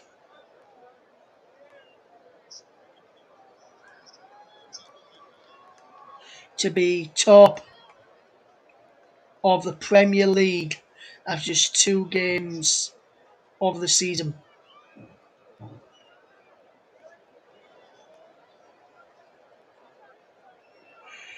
I'll double check, see if that's the case. Yes, West Ham going top of the table above Chelsea, Liverpool, Brighton and Tottenham, all on 6 points. Marcel is out, but Creswell nips back in to get the ball back. Here's Sufal from Soicek. Noble and Yarmolenko about to come on in a minute. Here's Sufal into the path of Bowen. Sufal again. Dawson into Declan Rice. And he's across now. As the Olays begin around me tonight. Here's Soicek, just keep your possession. Man of the match will be announced in a second.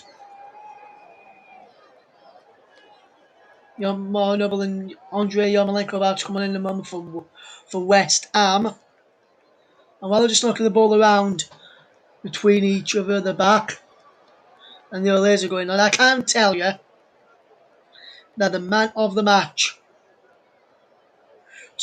or the player of the match, sponsored by Community Service tonight, is Mikel Antonio, West Ham record goal scorer in the Premier League, and being superb today. 2 goals and being involved in virtually everything West Ham have done today. And here's Wilfred Ndidi to try and get forward for West Ham, and he's almost found Iheanacho. Fabianski did well to get the ball back. Fornals to Creswell and just keep him. Fornals.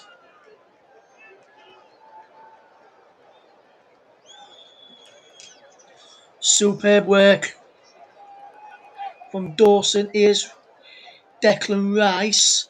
Lovely ball out wide to Creswell. And a lovely switch of play to Sufal. Good bit of play. Mikel Antonio, the man of the match. If you've just joined us, superb display from him. 2 goals from him today. And a superb display, which sees West Ham currently top of the table. Here's Ben Rama. Fornals, Ben Rama and Antonio 2. And the club captain is about to come onto the field of play.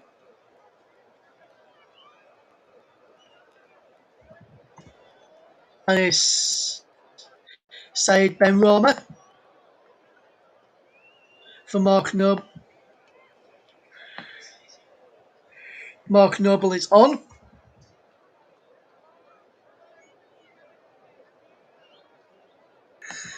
And Mikel Antonio is coming off for Andrei Yarmolenko.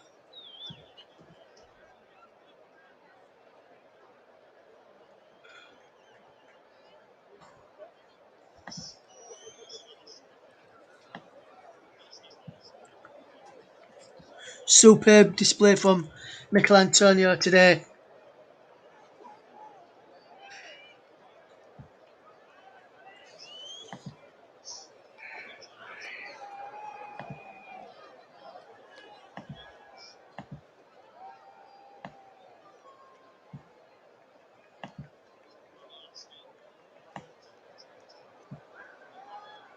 Fabianski's just been caught there as he's trying to play that ball.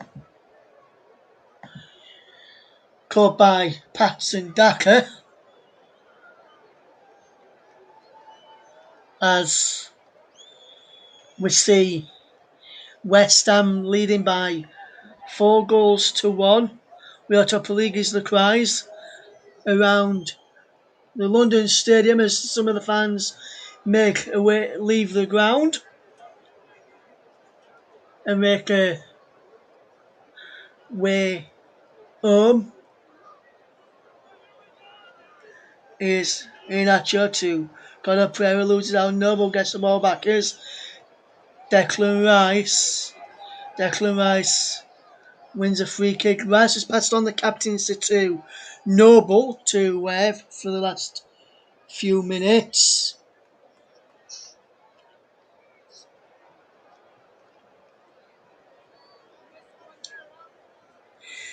Antonio, 7 shots, 4 on target, 17 sprints, 2 goals today. I was hoping he'd stay on to see if he could get an hat-trick, but superb display throughout the game today. And there is a foul by Daka on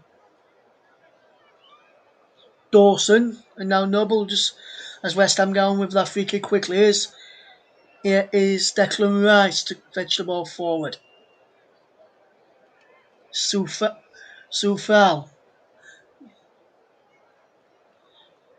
Bowen is the lone striker now, but he's just being flagged offside there. Just went a fraction early. Leicester have been poor as we've played one of the 3 minutes which have been added on. Since the red card, West Ham have dominated the ball and dominated possession and deserve to win this today. But Leicester have capitulated since that, but the extra man have helped West Ham today. But West Ham have been superb when they're going forward. Leicester dominated possession, but since the red card, West Ham dominated possession, dominated the chances. West Ham fully deserve their victory this evening as we watch on here as West Ham play a ball out wide to that far side. Creswell just keeping possession. Here's Noble.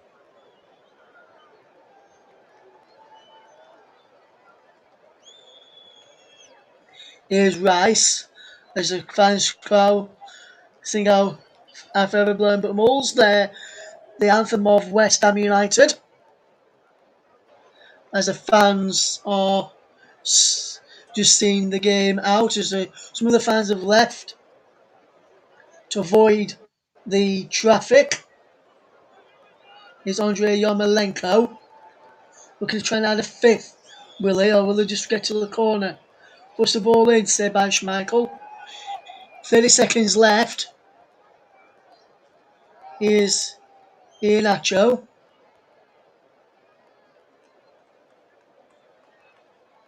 "20 seconds to go. Can West Ham see this game out, or will we see late goals turn this game around? 3 late goals from Leicester would be needed to turn this game on its head to draw level. I don't think that will happen as we've come up towards the final few minutes. And there goes the full time whistle. A superb night and a memorable night for David Moyes' men as they go top of the Premier League. 2 goals at the top of the table as they go top of the table. 2 goals for Mikel Antonio for 50th and 51st goals for the club. 4-0 and Benrahma put them 2-0 up. Tillemans pulled one back, but Leicester finished with 10 men after Ioza Perez sent off in the first half. The attendance has been confirmed as 59,901. West Ham have beaten Leicester again and they've gone top of the table. Conservatives would like to thank our official partner for the season, Melon. And you can follow us on Twitter, Commentary Live 1, and like our Facebook page at facebook.com/the Commentary Hub. Well, thank you very much for listening. It's finished. West Ham United 4, Leicester City 1. This is the Commentary Hub. Indeed it is, Ross. Stay with us because what we're gonna do in a second or two is we review the season, review the weekend with Ross for the next sort of 10-15 minutes. So we're gonna stay with you now till about 10:10 tonight here on all platforms here on TC Hub. Mikel Antonio, I think, is a good choice for man of the match. 2 goals. He had plenty of shots, of course. 4 of them were on target and scored 2 goals with a 50% accuracy. He really was, I thought, by and large, by observing the game in the second half on TV, he was, by and large, I think, the best player on the day. Leicester really lost their way when Ioza Perez was quite rightly sent off for a dangerous tackle. And from then on in, Leicester really just lost their way. They did pull one back, but really, it was an open and shut case. And West Ham now, as Russ quite rightly says in commentary, now will be top of the Premier League tonight on goal difference from Chelsea in second place. And what a fillip for them. So they've got a better goal difference, just although the goal difference is +5, they've got a better goal difference in terms of goals scored. Chelsea, Liverpool and Brighton are the top 4. Spurs 5th, United 6th. United have 4 points. Then come Everton, Brentford and Manchester City. And Brentford, they've got 4 points. Man City are 9th with 3. 10th for Aston Villa with 3. Watford have also got 3. They're in 11th. And Leicester down to 12th also with 3. 3 teams on 1 point. That's Southampton in 13th. Crystal Palace in 14th. And Leeds in 15th. And there's 5 teams with no points so far. That's Wolves in 16th with a better goal difference. Burnley in 17th with a -3 goal difference. And then the bottom 3, amazingly, Newcastle with -4. Arsenal also with -4. What an horrendous start for them. And me and Russ will touch on that game yesterday at the Emirates as well as a couple of other games that I want to talk to him about. And Norwich, well, they're rock bottom with a -8 goal difference. Not very good at all for Daniel Farke's men. Mind you, they have played the top 2 for the last 2 years in Liverpool and Manchester City as well. Right, let's bring in Ross for your assessment of the weekends. But first, let's touch on tonight's performance from West Ham. I mean, they were the surprise package last season. And you've got to say, David Moyes has got them playing absolutely superb again this season. Okay, the sending off changed the complexion of the game. But I don't know how you feel about it, Russ, but commentating on it, but I actually thought, observing the game in the first half, even before the sending off, they look by and large the better side.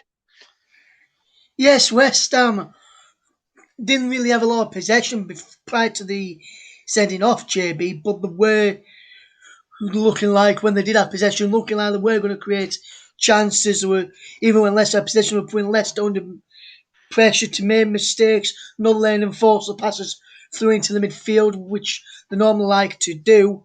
And tonight, for the full 90 minutes, yes, the red card changed the game, which saw West Ham have a lot of possession in the second half.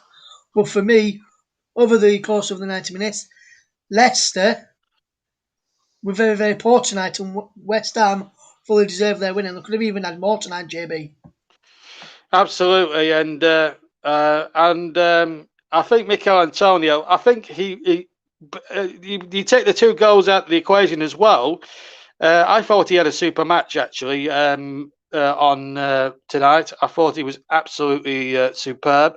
You obviously nominated him as the man of the match, obviously, and I don't think too many people, in fairness, would actually argue with that statement because Antonio, by and large, I thought was. I agree with you. I thought he was a stand-up player. Apart from his goals, what actually stood out that made you want to making man of the match. Incidentally, before we bring Russ in on that, our man of the match awards, or player of the match, I should really say, old habits die hard. So apologies to any lefties out there I might have offended. But player of the match is sponsored, of course, for the season by our good friends at the Commentary Services. So as well as the 2 goals and the other stats that you pointed out towards the end of the commentary, what impressed you most about our player of the match and Mikel Antonio tonight? Because in any other era, he would be a shoo-in for the England side, and maybe he's stating the case for the forthcoming World Cup qualifiers if he keeps playing like this. Yes, absolutely, JB. The main reason, yes, he got 2 goals tonight and he played well throughout the match tonight. But we're edging first towards side Ben Rama for a goal and an assist. But when I looked at it again, the overall play of Antonio, yes, take away the 2 goals first of all, JB, because I was back in my mind when I gave Mikel Antonio the man of the or the player of the match in the end. But if you just look at his work rate, he was causing the likes of Soyuncu and Marty to make mistakes at the back, caused Tillemans and Ndidi not to get the ball out and play through the lines into Madison or even out wide to Harvey Barnes and Jose Perez when he was on the pitch. So I think it was a lot of fun in the Leicester side making them main mistakes. And I think, and one thing that did tip it towards him rather than side Ben Rama. Yeah, he had a good I game, said by the way. taking away the goals early on in the assessment, which I've just said to you there, it was the way Antonio took that second goal, and also due to the fact he's overtook Paolo Di Canio as West Ham's all-time Premier League top goal scorer now. Amazing statistics there. So that's put to bed. West Ham top of the table. Let's review some of the game action from the weekend. Now I'm going to start. There's a specific reason why I want to start with Aston Villa against Newcastle, particularly for one moment of pure genius by an ex-Burnley player, no less, Danny Ings. That amazing overhead kick, of course, which put Villa on their way to their first 3 points against Newcastle, who obviously missed an earlier chance for Callum Wilson, and then obviously El Ghazi had scored a penalty. In fact, before we talk about that game, I should tell you that I'll be back with commentary with Aston Villa's next match, which is a League Cup tie tomorrow evening, around about 7:40, with a 7:45 kickoff. It's a League Cup tie between Barrow and Aston Villa. So that will be our featured commentary match from the EFL Cup, and I'll be in the commentary box doing that for you tomorrow. I'll be actually doing both presenting and commentary for that one. You'll be able to hear that on all TC Hub platforms and YouTube partners. Let's talk about Villa, of course. I mean, that goal for Mings, I mean, that's got to be, I mean, it's early doors. I mean, we're only 2 games into the top flight season, but that's got to be up there for goal of the season contenders, surely. Yes, JB, up there for goal of the season contender already. Like you say, a superb goal from Danny Ings. You saw when he hit it, he was looking, see where everybody else were on the field of play, see where the defenders were on the field of play. And he knew he had time, he knew he had space, and he knew he had position to try something like that. I think early on in the game, from what I read up, he tried something like that earlier on in the match, which didn't come off. So he thought, why not try a second time around, see if I can get it to come off, and he did, and what a way for that goal to go in. Superb goal. Yeah, sign of a good player, that. And I mean, £25 million. I mean, Villa took a chance with him. And I think they've got a very good bargain. 2 goals in 2. I think they've got a good price for him. And, of course, 2 goals in 2 games. The early kick-off on Saturday, a day really to forget for Burnley. They were well and truly beaten, really, by Liverpool, who were, could have scored 2 or 3. Burnley did have chances, of course. But if you didn't see the video on JB Sports yesterday about my gripes about the lack of depth at the club, that is a major concern, really, Russ. The lack of squad depth that Burnley have actually got at the moment, because when you break it down, forget about the first 11. That's as strong as any Premier League side, and they gave Liverpool a game on Saturday. There's nothing wrong in the performance per se, but when you look at the bench, like you've got two goalkeepers in Hennessy and Norris, you've got a defender that hasn't been used yet, Nathan Collins. They haven't given him a chance, obviously, but you've got obviously Tarkowski and me in front of him. You've got two 30-somethings in Bardsley and Peters. You've got an out-of-form Jay Rodriguez, and you've got three young, untried lads under 20 years of age. It really does. There's no hiding place, really, is it? I mean, Burnley. I mean, you look at Burnley, and I've alluded to it on other videos on JB Sports, and I'm not really so sure that Alan Pace, whether it's down to the chairman. I think Dyche is very reluctant to spend money because he likes a particular player. There's been talk actually, Russ, that Cornet is. We've had a bid accepted of £15 million that I alluded to during the halftime sequence, and there's also rumours that we could be signing Andy Carroll. Now, if we get those two in, that's a start, but. I think we need a lot more than those two at the moment. What do you think on the lack of squad depth for Burnley? And I think what Barry said in the preview for the season, I think he's hitting home now. How do you feel about it? Well, JB, when I looked at the squad on Saturday, I was wondering why ahead of the game against Liverpool, in a game which, sorry to bring up, but you lost 2-0. Well, yeah, it doesn't matter. I've accepted it a long time ago, so don't worry. Yeah, and I saw that you had two goalkeepers on the bench in Wayne Hennessy and Will Norris. And then I looked down at the other players on the bench for the outfield players. Obviously, I've heard Nathan Collins come from the Championship. Phil Bars has been there a bit. Jay Rodriguez and Eric Peters are the other main notable names on there. Then you go even further and you've got youngsters like Owen Dodgson, Lewis Richardson, and Bobby Thomas on there. When you look at that, you're having to use some of the youngsters to make up your squad for the bench. You must have injuries in other places. And I was wondering where the likes of Mateus Vidra were in players like that, JB. Well, I can tell you now that Vidra had a slight knock and didn't travel, and Westwood had an injury. But the problem with the problem is they don't communicate to the fans about things like that. I did. I'll be perfectly frank with you. I didn't know about these injuries to Vidra and Westwood until about an hour before the kickoff, which really puzzles me quite a lot because Burnley have been a bit cloak and dagger over the years towards its fan base. I'm not going to lie to you, but read into it if you will. But there's been a lot of upheaval at the club. The media man's gone. Mike Riggard's gone. There is quite an upheaval. Maybe Pace is trying to get his own men in. But I don't know how you feel about it. But do you think Sean Dyche is reluctant to spend money on something a little bit extra? I don't think. I mean, I don't know. I want to ask you about Sean Dyche because in Burnley, as you well know, he's a god. You know, I mean, he's had a pub named after him. He's had a mural in his honour and things like that, little quirky things like that. But is it coming to a point now where all good things must come to an end? Because I'm not so sure that Sean Dyche knows what he's doing in terms of bringing in players. I don't know how you feel, but I think he only knows one way, and that's plan A all the time. In the Premier League, you need to have at least two plans in case plan A goes completely and utterly wrong. How do you feel about the situation? And do you think Sean Dyche needs to evolve a bit more tactically as a manager?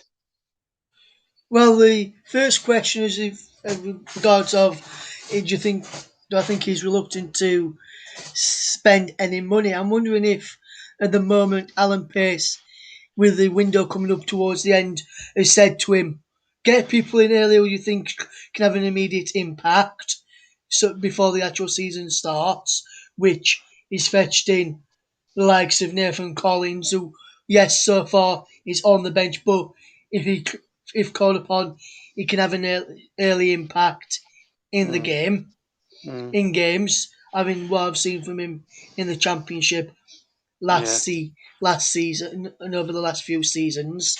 Then I'm also wondering is if he says, well, assess your options, and then coming up towards the end of the window, which ends next Tuesday. Let me remind people, next Yeah, Tuesday is when that's a week deadline day tomorrow. is. That's a week tomorrow, ladies and gentlemen. Yeah. 8 days to go till the window closes.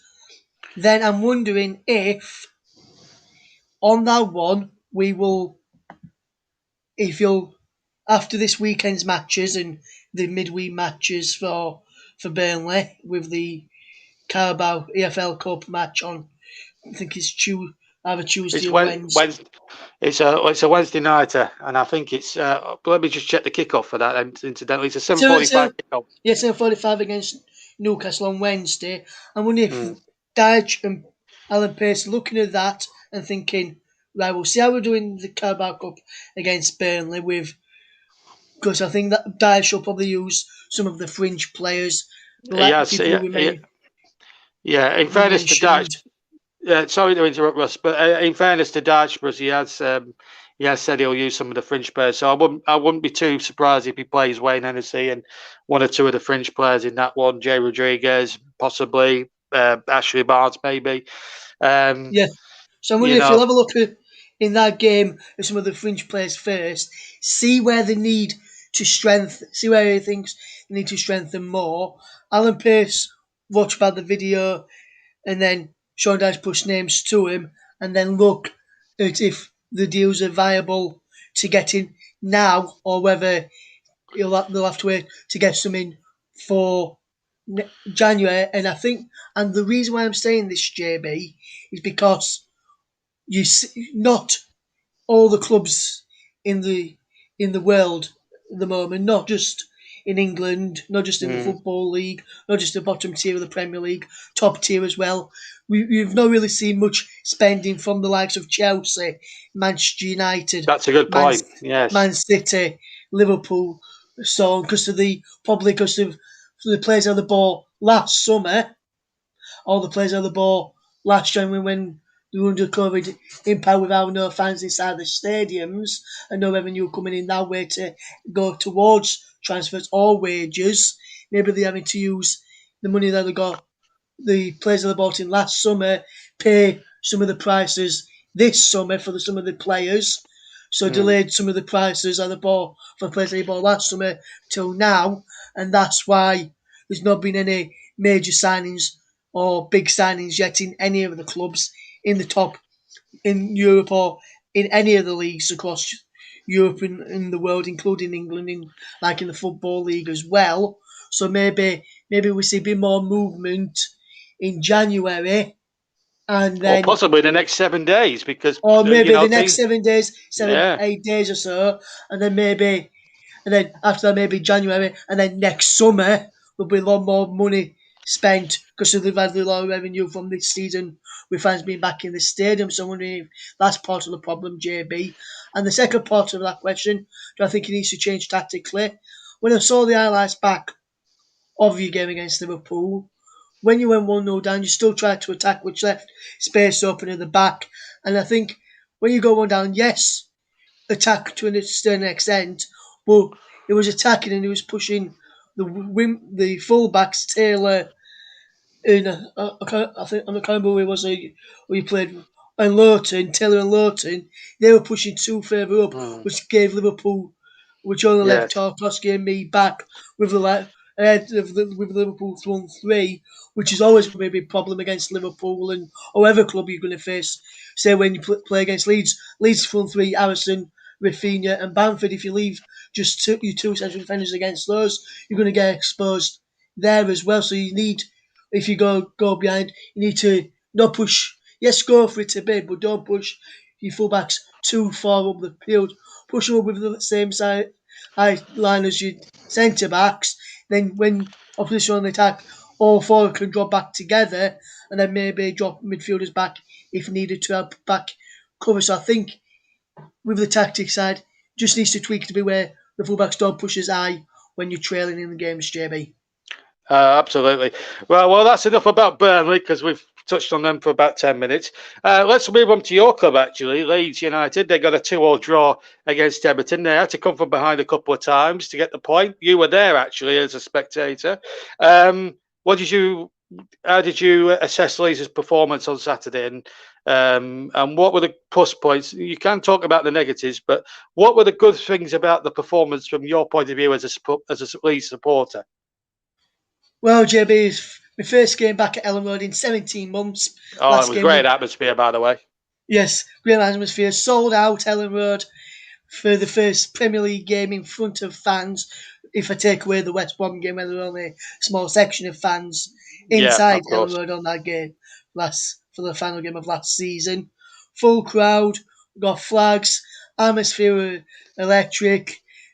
Players played superb. There were a few decisions which referee down in England didn't give, which we wasn't very happy about. There's some naturally.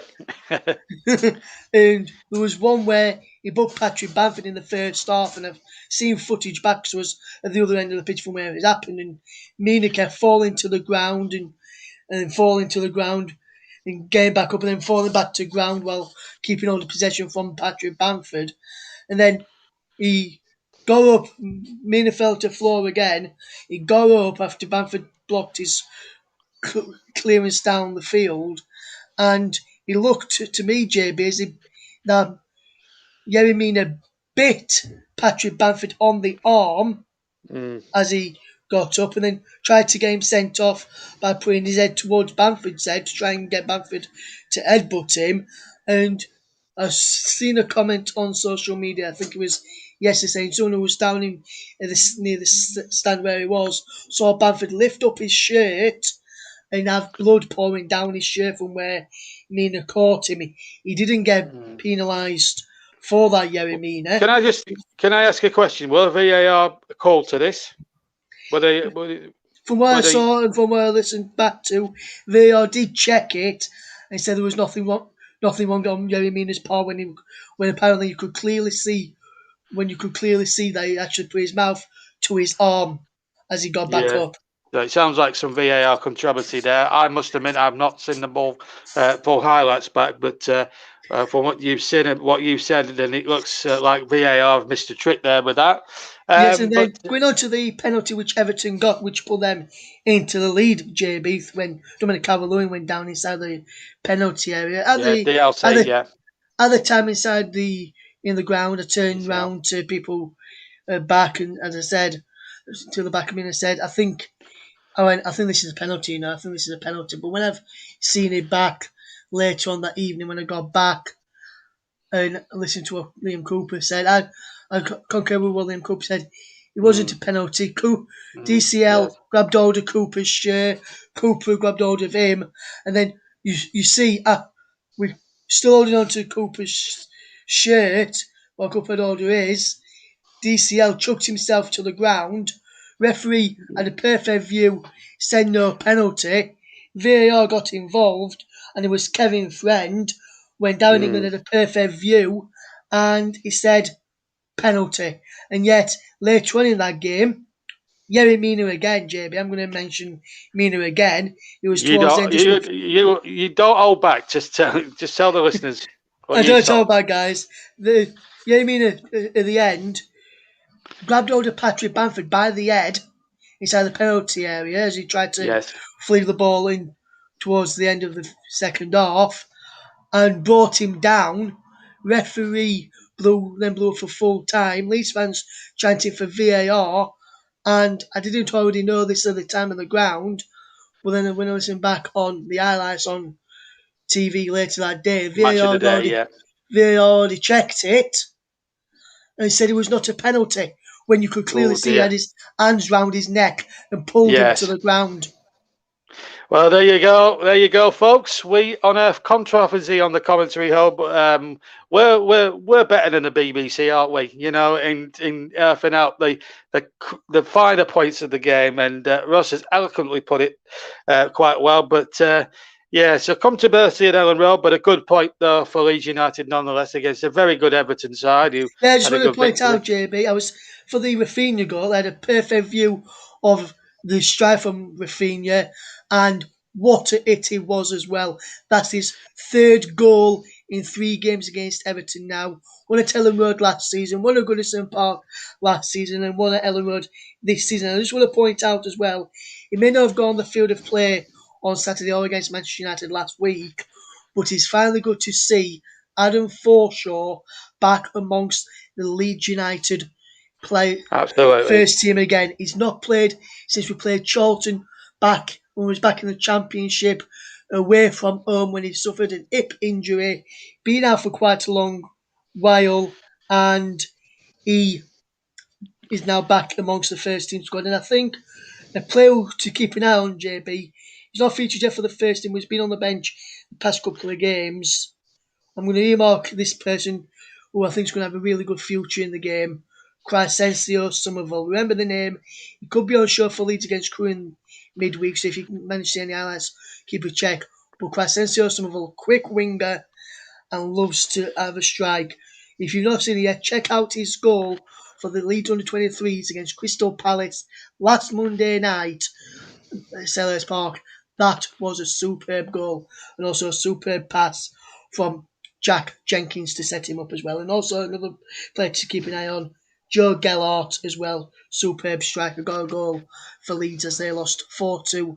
Under-23s lost 4-2 to Tottenham this afternoon. There you go. Thank you, Russ. There you go. 2 to watch for the future.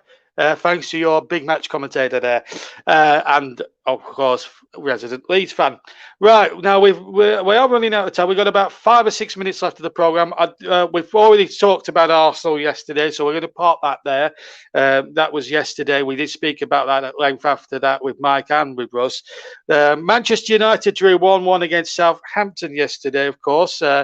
Let me remind you how that result came about. Just bear with me. It's August, isn't it? Yes, August results. Yes, so Southampton 1-1 with Manchester United. Let me remind you how that came about. Southampton took a 1-0 lead for an own goal by Fred. Although there was a bit of controversy in the build-up. But Mason Greenwood equalised after an assist by Paul Pogba. United lose their 100% record. Now, there was a little bit of controversy about that opening goal for Southampton. Now, Ole Gunnar Solskjaer has complained about the referee afterwards in his post-match interview that Bruno Fernandes was fouled in the build-up for what he thought was a dangerous tackle, although people will probably say otherwise, in the build-up to the own goal scored by Fred for Southampton. What's your views on that, and what do you think of? In fact, I'll go as far as to say Klopp and Solskjaer have been very critical of the ruling, and obviously they're suggesting that football, where they're speaking, they think that that the referee's agenda to play on, even if it's a bit more of a, shall we say, a meaty challenge, should be penalised. What do you make of Solskjaer's comments on that goal yesterday for Southampton? Well, I only saw the highlights of that because I was elsewhere yesterday afternoon while that game was being played, doing other things yesterday afternoon while that game was being played, JB, and I've seen the incident back, and I think it was a fair challenge on Bruno Fernandes. The Southampton man clearly won the ball, and there was nothing wrong with the challenge. Maybe you can argue it came from tackles from behind, but I've seen a lot of tackles from behind already this season in the Premier League. There was even some when Manchester United played Leeds last week where Bruno Fernandes, who was challenging from behind on a Leeds United player, I think he was on Rafinha last week. That's actually true, yes. And that didn't get penalised. Yet, and then the Bruce on the other for Fernandes is being fouled from a challenge from behind. Manchester United are wanting that free kick. So, and they were saying last week that wasn't a free kick on Rafinha. So, you can't have one rule for yourself and one rule for everybody else. Ole. So, it was never a free kick. So, I just want to say, Ole Gunnar Solskjaer, if that was a free kick yesterday for a foul on Bruno Fernandes, then last week, in the build-up to Fernandes' I think it was Fernandes' second goal against Leeds, should have been disallowed. and Bruno's third goal against Leeds should have been disallowed for an offside, which he never got picked up by VAR, Yeah, who I said it did was see. onside. I've got to concur with you. He did look offside last week, so yeah, I'm with you on that one, Russ. So that's that. So that's cleared up. A good result on the road for Brentford.